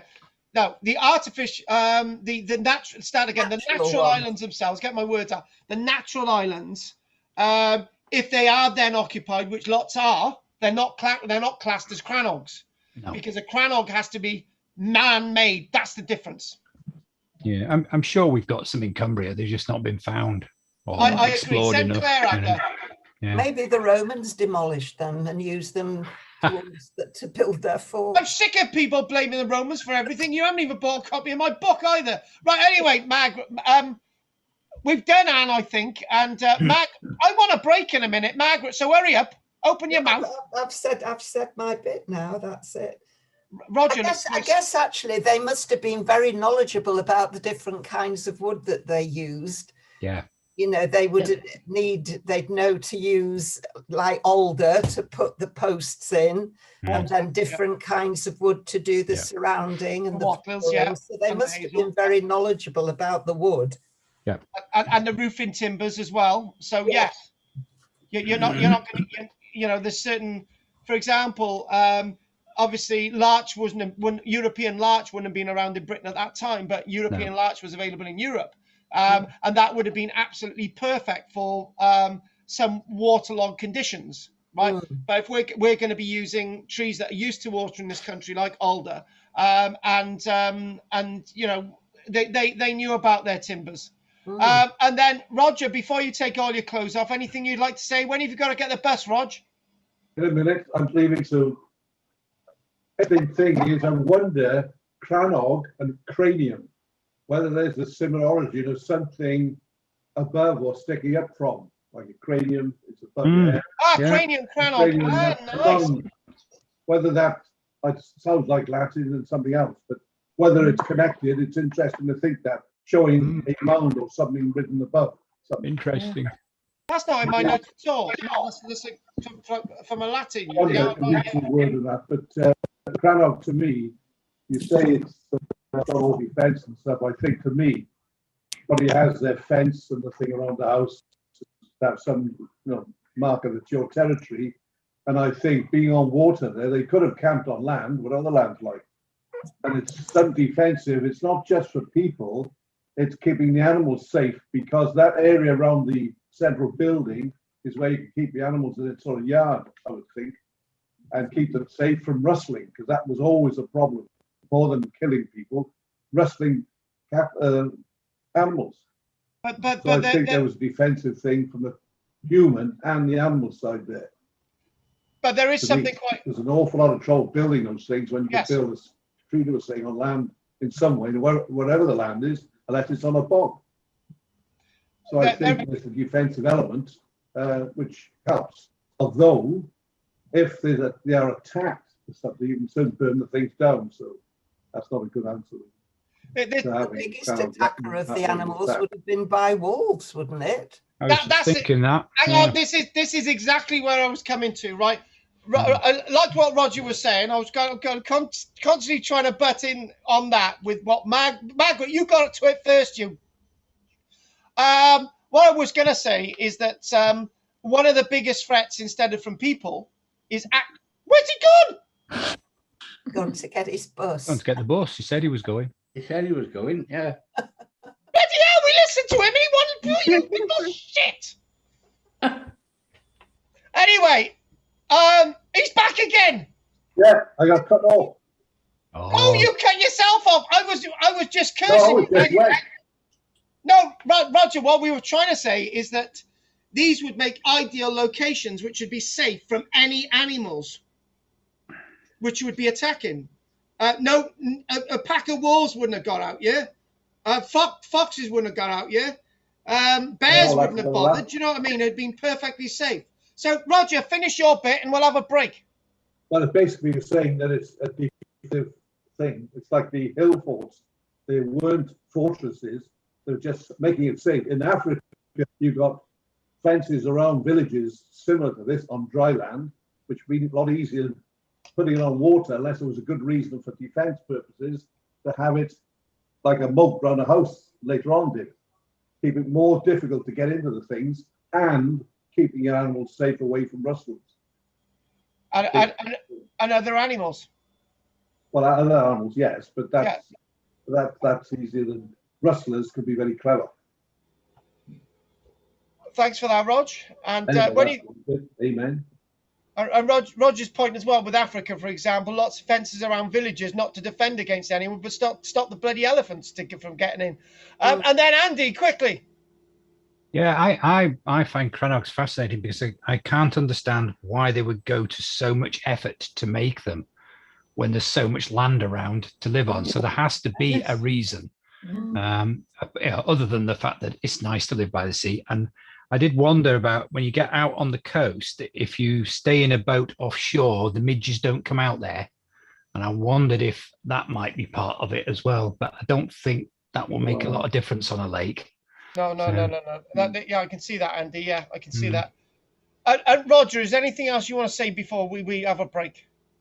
No, I can't think of anything else. It's been very good, and it's quite. I've never seen one of the things. I know in what was it with Pryor? He had this village built with the Hudson West, and seeing the structures of things is handy. I've never actually tried to explore a Crannog proper anything, seeing what they want to build somewhere. From what we've seen on television and what you've explained, as Andy said, it's quite a business to do all that, build up your little hump and the water, and then build up from that, because you'd have to have somewhere hammering in those main stakes. Yeah, there has to be an obvious practical use. Yeah, to slam those things in deep enough to stay in and not come loose anyway. Exactly. And so after it's the quite break, an interesting heck of an effort for something. Yeah. And after the break, we've got some leading archaeologists who might give you an idea what they think. So, okay. Anyway, I'll see you next week. Anyway, Rog, we'll see you next week. Are you coming to Chester with us? Rog. Well, no, I'm still. Well, look, there's a trip away on the musical festival thing, which comes back on the Friday. You're going away, which happened 2 years ago, I think. You remember? I couldn't quite fit it in.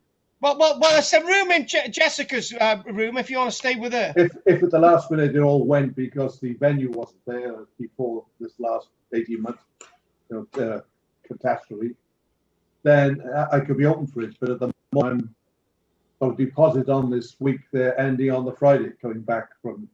Okay. Anyway, Rog, let me know about anything soon, okay? See, once I know something, these days you don't know anything. I hardly know my name. Really. Things changing so much. You plan something and it disappears before you've actually paid up for it. That's true. And Rog, talking about money, make sure you send us a check. Don't stop. You know my rules on that. 25th, everything goes away there. And what about the Wednesdays? Roger, yeah, we're still doing the Roman one on a Wednesday, so I won't be there tomorrow because there's something in Llanov again with the building we got up for the old group there. So Yeah, we're still doing it Wednesday, Rog. Where we did the dig in Sandhurst Centre. Okay, anyway, folks, see you. Be good. Bye, Rog. Take care, See you Rog. next Bye. week. Bye-bye. Bye-bye. And Bye. what might be happening down west, Carl. Oh, yeah, but don't worry. Things are developing down west. Jessica's going there this weekend with us as well, so she'll tell you all about it. Right, good. See you next week then. Take care. Bye. Bye. I gotta have a break for 10. I'll see you soon. See you soon. See you next week. Okay.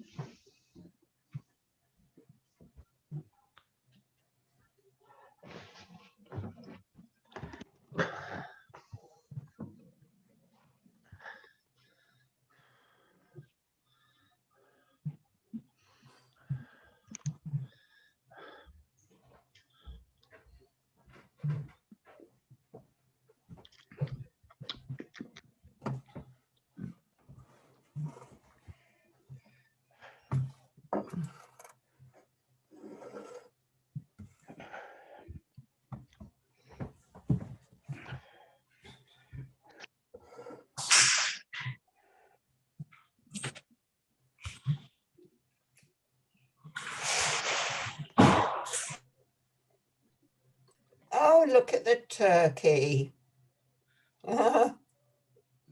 He's almost big enough for Sage Young and stuffing. Oh, look, isn't it soft?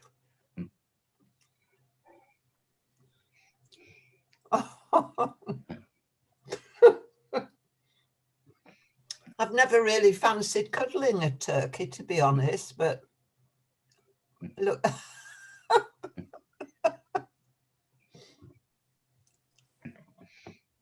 You'd think it would be struggling to get away, wouldn't you? I got some advice for Claire. Why don't you get a turkey, Claire? It'd be better than a bloke. I am an animal lover anyway. Yeah, well, you know, well, I've heard you're a bit of an animal, but that's something else. Oh, Carl, Oh, Claire, well, I am just give up on, man. the 1st and the 3rd of October has just been booked. I only need to wait for tomorrow to have it authorised. Oh, so you're gonna be sleeping with the girls then? Hopefully. Oh, by the way, they're rooms of 3 women. So you can have all the witches in one room. Oh dear. Well, you could shack up with Pete. Oil and Bubble, Eye of Toad. Pete, you gotta go on this trip. You don't know what you're missing. I might do, but it's my birthday. Is it? Oh. Yeah, we can't be 403 years old every day, can we? I've upset him now. Okay, Pete. I know you're 106, but you know.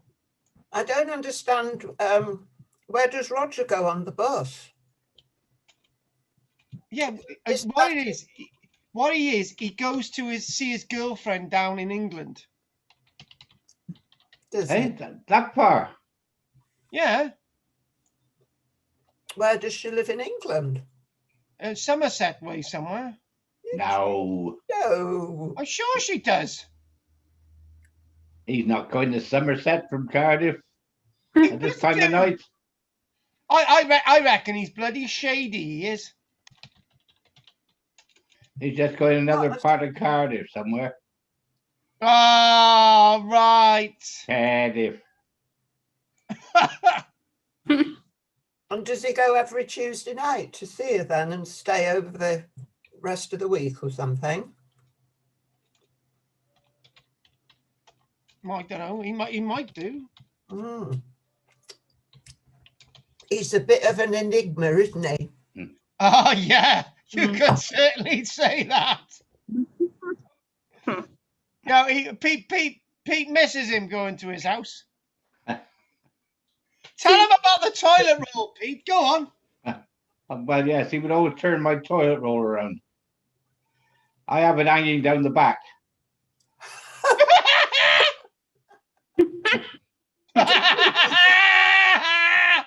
And Roger would go in, he would turn it around so it was over the front. Why did you do that?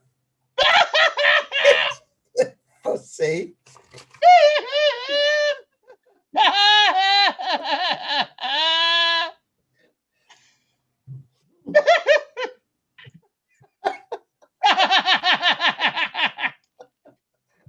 Luckily, he didn't move my reading glasses. They're there on the toilet roll as well. He sounds a bit fussy. Fussy? To be honest with you, I think Roger's like the rest of us. We've all got special needs. He's definitely. Oh. We all got our quirks. Yeah, you frigging definitely have. Good. God, me and Jessica always have conversations about you. I hope they're good. Well, we just think you're different. That's a compliment. Oh, that's good. Can you tell, not to go into too much detail, but what exactly happened at the coast with your mobile phone and the bag? Well, if you see Wally the walrus with a certain clothing on his head, you know it's mine. Oh. Ooh. You know, we had to dunk Claire in a river because she stood in a big cow path in her sandals. Yeah. We had to dunk her in the river. I don't know what's going on anymore. Yeah, true. I got startled by a cow. We all got startled by the cows. I know. So Carl took us into a field of cows Oh yeah. that didn't have any udders, did they? Oh, No, they didn't. No. There's no others on that one, Pete.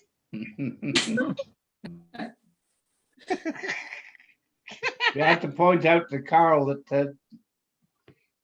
they weren't cows. They weren't cows.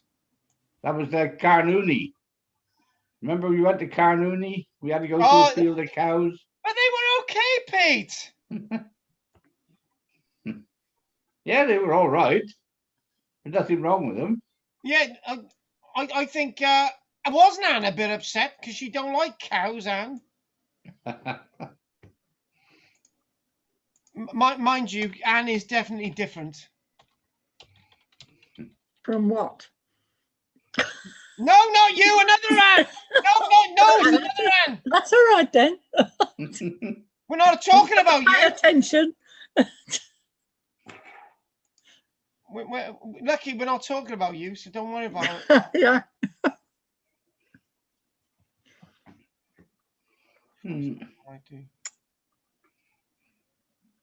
I'm gonna go and get my tea, and then we'll get started. We like doing. If you can. Stop taking a mickey out of my accent. There's nothing wrong with my accent. I'll be back now. Right, come on, little turkey. Ossie, calm down.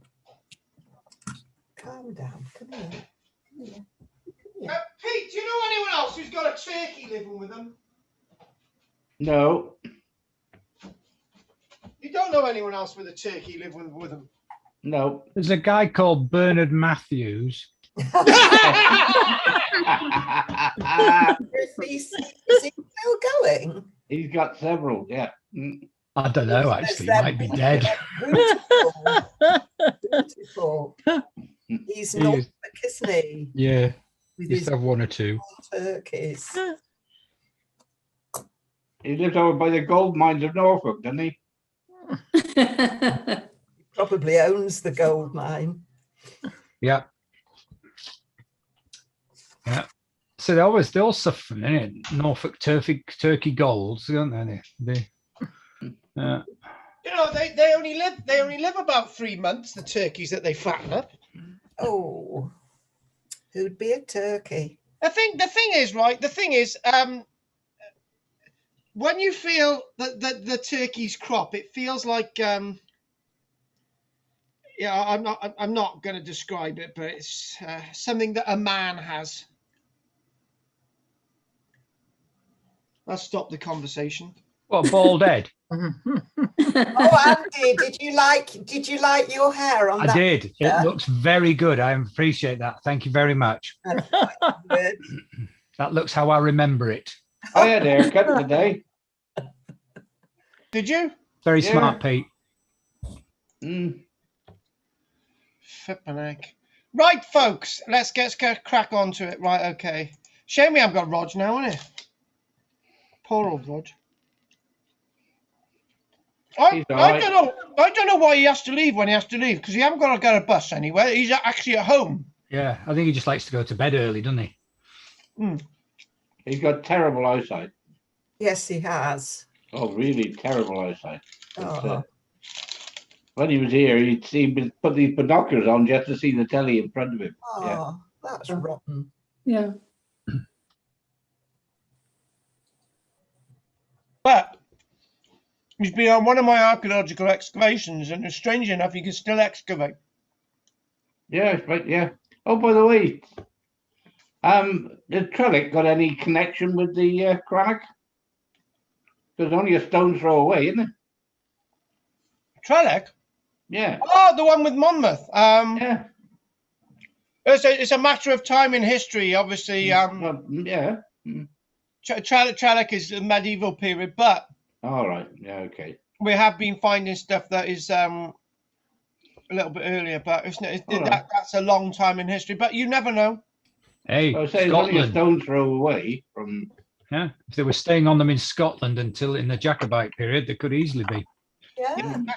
exactly. Yeah, exactly. And guess what I got? Guess what I invested in? A potato zapper. Potatoes. Oh, I got a potato gun. Didn't know they still made those. Yeah, they still make them. I bought 2 boxes of them because me and my daughter on Sunday, right? My Kerry Ann, right? We were out in the rain, right? With the McDonald's straws shooting each other, and look at that! It's a little piece. Look at that! It's a potato zapper. It's good, isn't it? Yeah. little things please little minds. Well, I've even got one for Jessica on the weekend when we were chasing each other around the field. Okay, so let's get back to the screen share. So what I'm going to do is give you a little bit more information about these Crannog, the Crannog at Llangor's Crannog, to be honest with you. Just give you a little bit of a background, and very wary of time tonight anyway. But hang on, if we could just get on to. So I think you guys, whatever way you look at it, you're getting a little bit of a consensus of what a Crannog is. And overall, I would say that we would all agree that Crannogs are a very important piece of our history. And we discussed that Crannogs might be at other places, in other lake areas, like the Lake District. So obviously, you can't have a Crannog without water. That's basically what we're saying. But I think one of the things that I don't really feel that I've expressed properly is why a Crannog is so different. Be issuing clear guidance, and I, like the Prime Minister. What the hell? Sorry, that was me. I Sorry. don't want to listen to Mark Hancock. Oh, God, Oh no. my God, I'm totally I wouldn't thrown. need I was in. Dadrina, you've ruined my life now. I was on a roll then, and you've destroyed it. Right, okay. Being a true professional, I don't feel I've expressed why a Crannog is so different than a site on land, or why a Crannog is so different than an existing small islet. And I think the answer is quite clear. A Crannog has been deliberately created, and as we all agree, a great deal of effort has gone into creating the artificial island. So that's why a Crannog is very different than a site on the land, or different from a settlement on an existing island. And whether it had a causeway or it didn't have a causeway. So I think somebody was trying to say something quickly, if you will be quick. So we still don't know why. You know, why were they? Why did they go all that effort? Right, now the simple answer is there. Is what some of the other experts believe, and that this is exactly where we're going to go now. So just a few little statements, and why more than anything.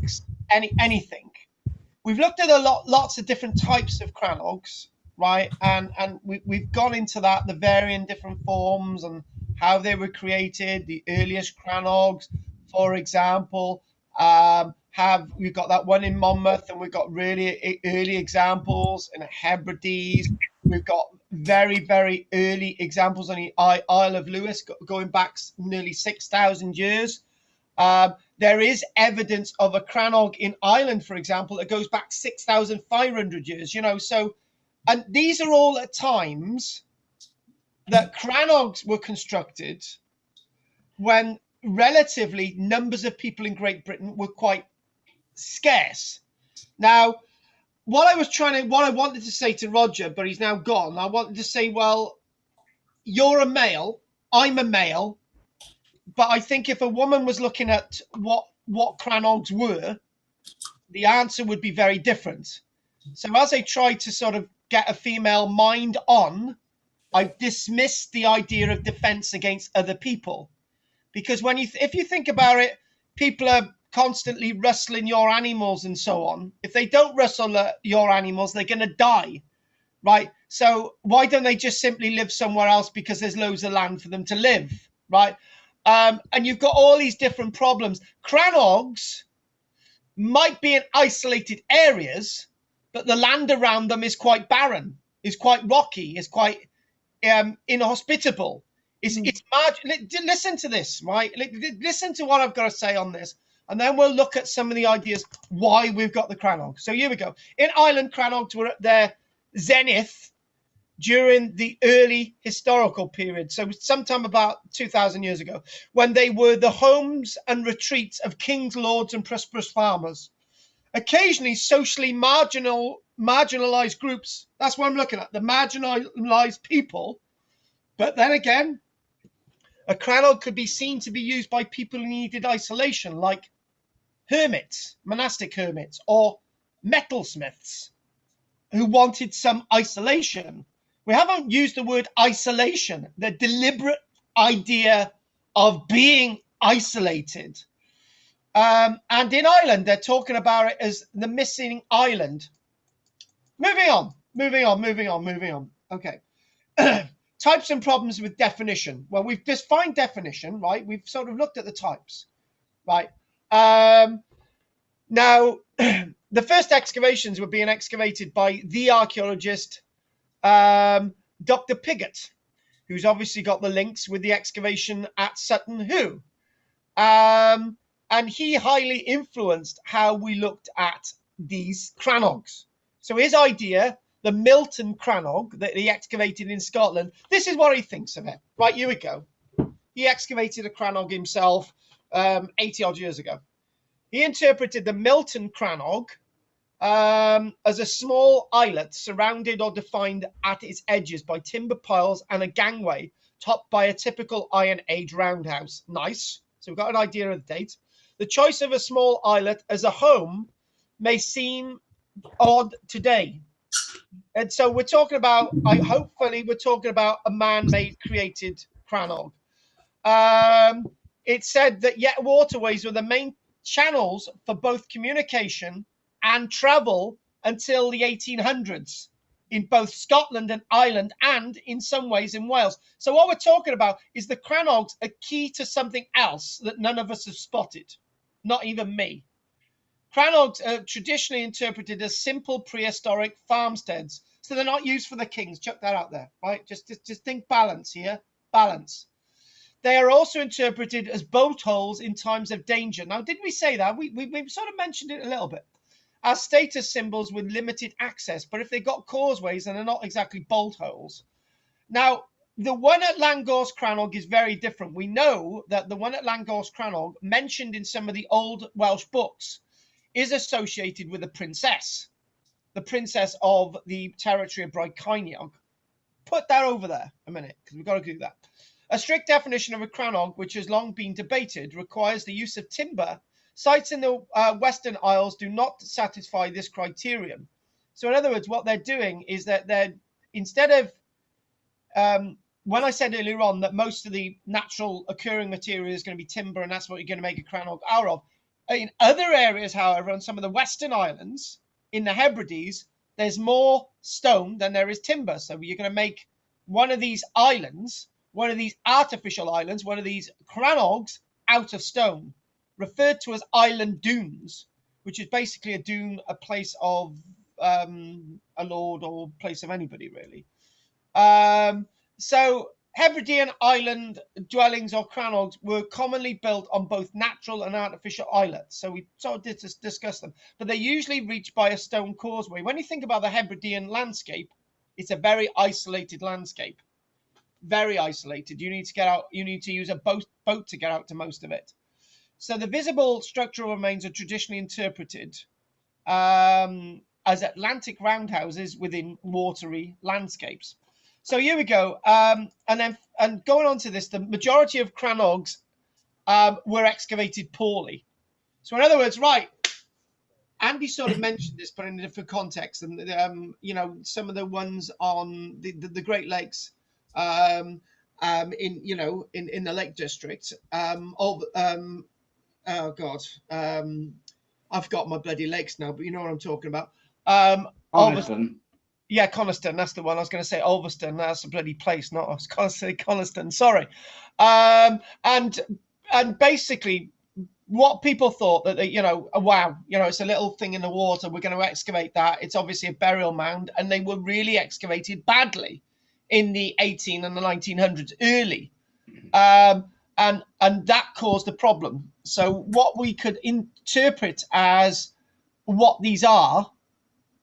We've lost the data. So when they were excavating, for example, with the one at Llangors Crannog, they were able to really get an idea in the 1980s and 1990s about preserving and conserving the waterlogged landscape of this Crannog. As I said earlier on, people digging them as sort of treasure troves earlier on weren't getting the information that they wanted, and that damaged the archaeology and lost it forever. So up till the 1940s, there was very little Crannog excavation in Scotland, lots in Ireland. But obviously we got the archaeologist, Dr. Piggott, actually excavating at them. The overwhelming majority of Crannogs show multiple phases of occupation and reuse, as opposed to what I was saying earlier on, that occasionally they might be reused, but there's lots of ones in Scotland that have been reused over a long period of time. Thus, the reoccupiers may have viewed Crannogs as a legacy that was alive in local tradition and memory. So what is the tradition in keeping them on the lakes? Is it as I'm saying, it's marginal localities to go to, or is it everything that we're talking about? In other words, what we're talking about is, even though traditionally a Crannog has been seen through history as being something that people have created, let me just talk about that, right? Crannogs have been created for thousands of years, 6,000 years across Britain. We haven't created stone circles for the past 6,000 years. In fact, the last proper stone circle was probably constructed about 1,000 years before the Romans got to Britain, and we started to rebuild, create them in the time when we're doing the Welsh Eisteddfod, but that's for different reasons. So what I'm talking about is, you know, we haven't had towns and cities in Britain for thousands of years. You know, towns and cities started to develop in Britain just before the Romans got here. So, you know, so as an identifiable type of archaeology, Crannogs have been with us for a very, very long time. We're starting to get dendrochronology, radiocarbon data, and they're very, very important. And we're starting to learn about them. Now, this is really interesting, right? We talked, Andy kept reiterating a couple of times that I mentioned about the Jacobites. Let's just read this one about Crannogs, just to tie this in. Interpretation of Crannog function as being static, as we're, you know, static. Instead, they appear to have changed in both the archaeological and historical records. Rather than the simple domestic residences of prehistory, the medieval Crannogs were increasingly seen as strongholds. Now we've moved on to a different period. So what we're saying is that Crannogs may have been used for different things over different periods of time. That's very important.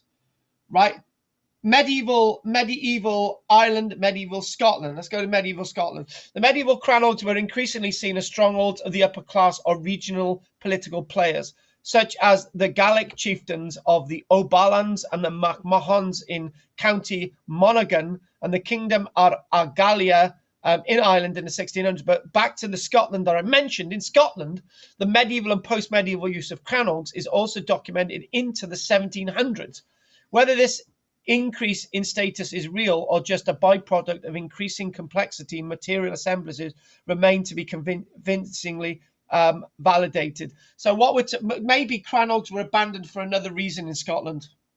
It's quite clear. Instead of people who were rich living at Crannogs, they were part of the clearances. People were kicked out from any remaining Crannogs used in Scotland and Ireland because of the clearances, because they were marginal land. People didn't want you there. You're marginal land. They want the sheep in there grazing. It's more important than having people who are using up any resources on the landscape. Right? So in other words, we've got into the real depth of these Crannogs now. So what I need to do is I need to bring us home again to the Llangors Crannog, give us a little bit of detail. Okay, so this is that little bit of that's that reconstruction at Llangors Crannog, but it lacks that detail that we described earlier on. But it's good enough to sort of get an idea. but that's very different from what I'm describing. So, so what I'd like to do is I'd like to show an article, and the article will show that why this reconstruction is wrong. Okay, from the archaeologist's own excavation words of the Crannog at Llangors. This is a university paper. If I can get this back up here. Hang on. Well, where the hell is it? Hang on a minute. Hang on. Where is this article? Hang on a minute. You know, hang on. Where is it? Where is it? It's not there. Hang on. Go. Hang on. My article seems to have gone. Right. Is it this one? Hang on a minute. Right. Llangors Crannog. Hang on, I had a nice little one a minute ago. Hang on, is it that one? No, it's not that. Right, hang on a minute. I seem to have. Hang on, I'm just going to bear with me a second. I've lost what I had on the screen. Hang on a minute. Just try and go down a little bit more. Manage history. Hang on. Is that the one? No, that's not the one. Okay. Is that the one? Nope. Hang on a minute. I did have it up here a minute ago. Hang on. If not, I'll use that one now. And goes, hang on, is this it? Oh, there is lots of stuff about this, but the one I had a moment ago, if you can bear with me, for some reason I've knocked it off my computer. That's not that. There goes. Nope. I'm glad you're bearing with me a minute, folks. Okay. Not that. Not that. That. Is it this? Oh, yeah, this is the article, right? This is the university article. And it's a little short one, right? So from 2020. Remember, the excavations were in 1989, 1990. So if we go into this now, this article here, I don't know what happened to it, actually. It's called, it's a nice little piece, but it'll give you a nice little bit of academic data. So the ancient Welsh lake that gave up its secrets. Time capsule archaeological site reveals remarkable insight into Dark Age Wales, early medieval Wales, we should call it, Viking clashes, and Alfred the Great's warrior daughter. Oh, a new book by the archaeologist who led the amazing excavations of Wales's only Crannog, now that's not exactly true, is revealing the turbulent history of a royal court on a mystical lake in the Brecon Beacons for a new generation. Llangors Crannog, the excavation of a royal medieval site in the Kingdom of Brycinion by Alan Lane and Dr. Mark Redknapp, follows the excavations led by the authors over 5 years from 1989 to 1994, and they did some more excavation work in 2004. They had the state-of-the-art dating techniques at the time and studied a large amount of information from the time capsule. The Crannog itself isn't one of those prehistoric ones.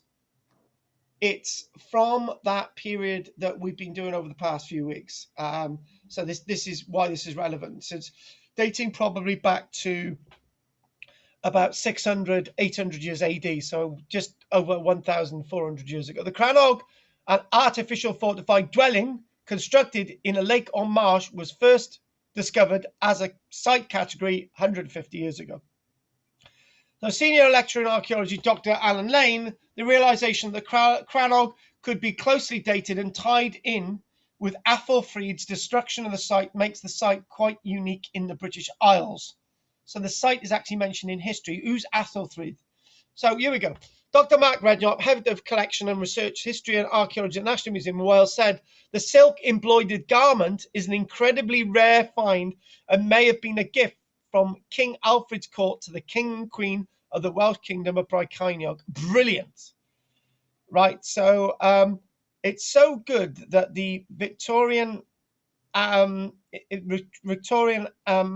antiquaries didn't actually excavate too much at the site because they would have destroyed it. So they excavated there 120 years later.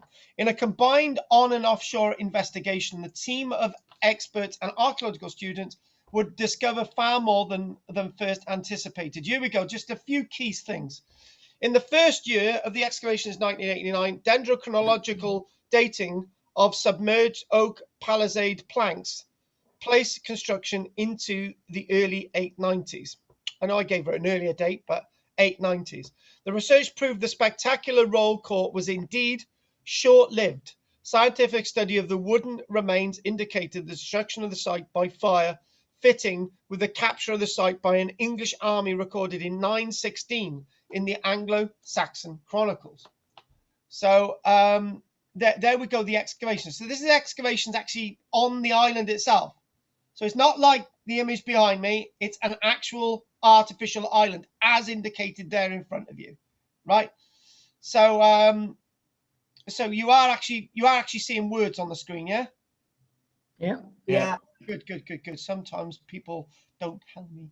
But more finds would reveal a tantalizing glimpse of everyday life of for the royalty living at the site, and even a glimpse of Mercian Queen Athelfrid, Alfred the Great's tactical daughter, now known to a modern generation as a key figure in the Netflix series The Last Kingdom. Not that I've seen it. Through painstaking surveys and excavations on land and underwater, the team unearthed a host of treasure, from clear evidence for manufacture and use of early medieval secular and religious metalwork to the large depository of early medieval carpentry. Again, carpentry. It's wood. You need to know how to do carpentry to do this. So they're saying, other than everything else that I've said, that this is actually one identified for royalty, a royal seat, a hunting and feasting lodge. It was part of the royal family. They didn't live here all the time. It was like a hunting lodge that they would just retire to of a summer month. With significant numbers of animal bones from the early medieval period suggesting entertainment on a royal scale. The jewel in the crown remains a remarkable, richly embroidered silk and linen textile, now fully analysed and placed in context in the latest book. Although carbonized, it reveals a picture of elite life befitting the Chronicles, the Anglo-Saxon Chronicles. The delicate nature of the textile suggests a high-status owner such as the Brecon Queen, who was taken hostage by the warrior Queen of Wessex when the site was destroyed. You can't make it up, can you? Two princesses, two queens actually, one kidnapping the other. She actually was returned. The Welsh princess, the Welsh queen was eventually returned anyway. In the intervening centuries, stories of a sunken landscape by chronicler and archdeacon Brecon Gerald of Barry, or Gerald de Cambrensis, or Gerald of Barry, in the 1100s, 1188, would be superseded by folk tales of a palace destroyed by the wickedness of its inhabitants. While not reoccupied, the site would come to prominence again in the Elizabethan times during a riotous dispute about property and fishing rights. So in other words, if you can't, this is the point I was trying to make, that if you can't live on the land, you'd live on the island. So there you go. If you've got a dispute with people on land, you just go and make an island and live on it. The excavations, marginal land. The excavations successfully took the story of the site back by at least 7 millennia through the discovery of flint tools from the early Bronze Age as far as the Neolithic and Mesolithic. So there is earlier evidence there. Re-examining the earlier investigations, we've got this publication and obviously the links between the kingdoms of Ireland, Wales, and the kingdoms of England. So what I'd like to do is mention just a couple of other things, and then we'll call it a day, because we could go on all night with this. So we basically just a few key facts, and it's known as Llangors Crannog, Llyn Siffaddon. It's the largest natural lake in mid and South Wales. So Wales isn't full of bloody lakes. Lots of them are artificial, but it's a natural lake. John has actually been fishing here for pike. It's coming back, by the way, Pete, as soon as Sandra gets back. It's a lake known for its monster, the Avanc, nicknamed the Gorsey, after Llangors Lake. Can't make it up. And it's the only known monster living in a lake anywhere in Wales. Llangors Lake is also one of the most mentioned sites in Welsh folklore. And it's associated with the territory of Brycheiniog, the kingdom of Brycheiniog.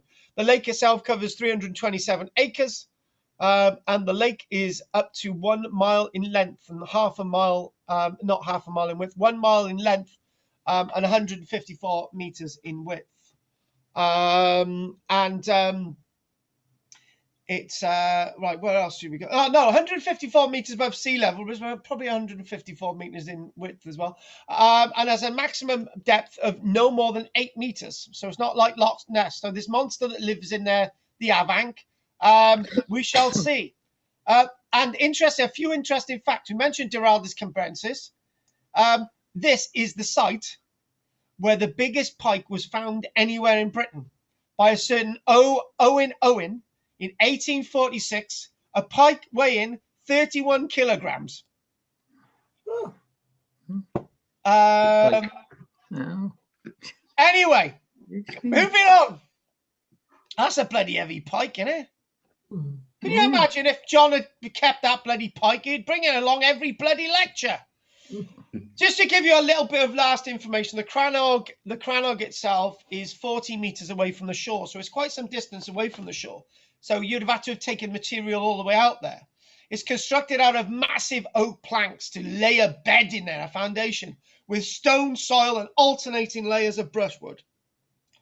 We know it was investigated, and it was featured on episode 4 of Time Team.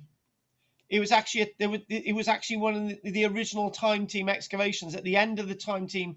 When at the end of the excavation in 1993, it was the Time Team episode 4 series 1, which was broadcast in 1994. But unfortunately, the island is being eroded by there's lots of craft, and it's eroding the banks and so on. They actually found a dugout boat which was dated to around the 800s within the lake.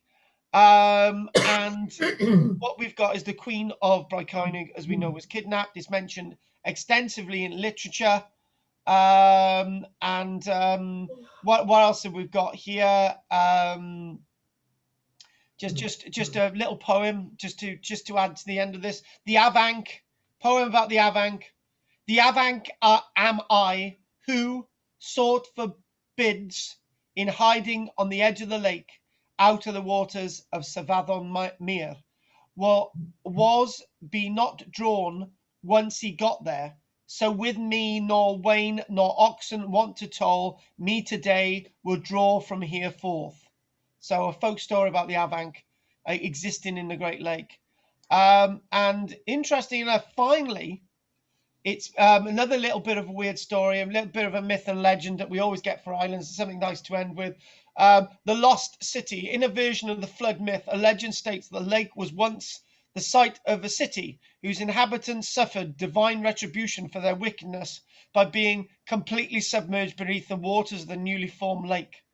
The only survivor was a baby floating in a cradle who was found by the Welsh king's ambassador. The child was later adopted by the king. Another deluge tale is attached to a legendary city.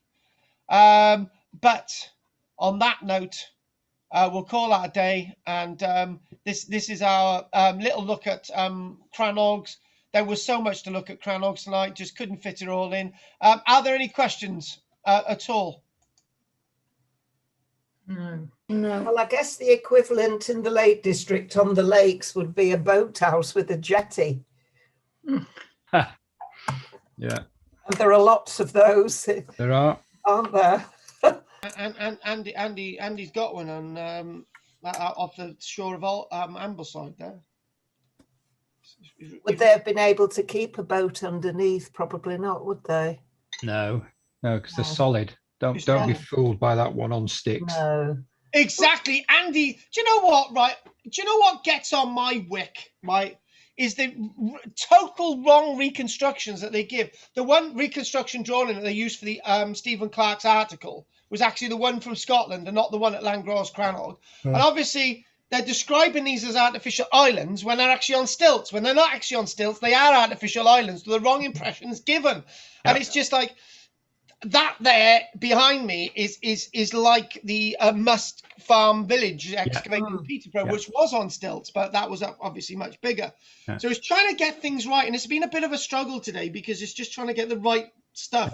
Yeah, it's showing little boats underneath, isn't it? Yeah, exactly. But that's not what me and Annie are talking about, you know. The amount of effort and time which has gone into the construction of it It must have had an extremely important use. Yes, I agree. And we haven't come up with a No. sufficient use to warrant the amount of effort and energy put into its construction. And can I just mention one thing, Pete? Right, it'd be wise for me to mention at this point that if you're constantly under attack, you wouldn't have been able to build it in the first place.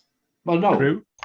So, No, so absolutely right. No. I hate this thing, this obsession with defense and forts and killing. And it doesn't ring true because, again, 50% of the society is women, right? Who didn't go out killing and raping and all the bloody rest of it, right? So when you put that into the equation, then it makes things look a bit more practical. Don't You forgot about Boudica, though, haven't you? Oh, Shut up about that bitch. Yeah, she's from Essex. And she's from Essex, and she wore men's clothes. Don't you think it's the equivalent of tree houses in Africa? Shut up, you. Just to stay away from the wild animals. Well, yeah, I wondered if because in the parts they had, well, particularly in Scotland, they did have a lot of wolves. So wolves and wild boar. I don't know about Ireland, though. Bears. Yeah. You'd just want to be on an island away from them all, wouldn't you? Yeah, well, Andy, that really knocks me in the bloody teeth, doesn't it? If I'm arguing the fact that these were used for defences against animals, but then again, I've said there's lots of reasons why these are here. So I mean, maybe the guys in Ireland saw the ones in Scotland, thought, oh, they're nice, we'll build some of them, and it became a fashion statement as well. And they competed so much they built more in Ireland than Scotland. They're also in the areas where the Beaker people didn't get too far as well, aren't they? And the Beaker people seem to have stopped a lot of our development, as in the stone building and tombs and stuff. And if it was wild animals, why would they leave their own domestic animals on the land where the wild animals could get them? Well, they might not have done. Yeah. So you're gonna keep them safe. Yeah, this Beaker people thing is a rather interesting thing, and it's just that I think in regards to history, we've got to be a lot more open. In fact, this has been like a demonstration that we've got so many uses for these Crannogs, and it's just the same as looking at, like, you've got lots of Anglo-Saxon people along, lots of Roman people along, lots of native British around. You just said about the Beaker people and the different development much earlier on. And the one thing as well is these types of sites are sort of do and die for different reasons. But I am really not going with anything to do with a defense. I tell you what, I think I agree. A lot more defensible things than this. And the other thing as well is, right, whenever we talk about defense, folks, we always get this, don't we? How are you going to escape if you're surrounded by people? Why don't they just burn you out, right? Yeah. If you're on a lake like this, right, you've got nowhere to go. Yeah. The amount of devotion that's gone into building it would suggest something more to do with living style, wouldn't it? Yeah. I don't want to say religious because I don't think there was a religion then, but something like that. If I'm going up to see the one at Langorse, I'll take my fly rods along. And if you get a bloody pike which is 12 meters long, no, right? I don't want a pike. I want something I can eat. Yeah. No, hang on. No, you're the one who set this up, right? You've got to catch a pike, right? That's so big that John will never ever again. How big did you say that pike was? That record breaking I got to reuse it because 41 kilogram. 41 kilograms. Kilogram.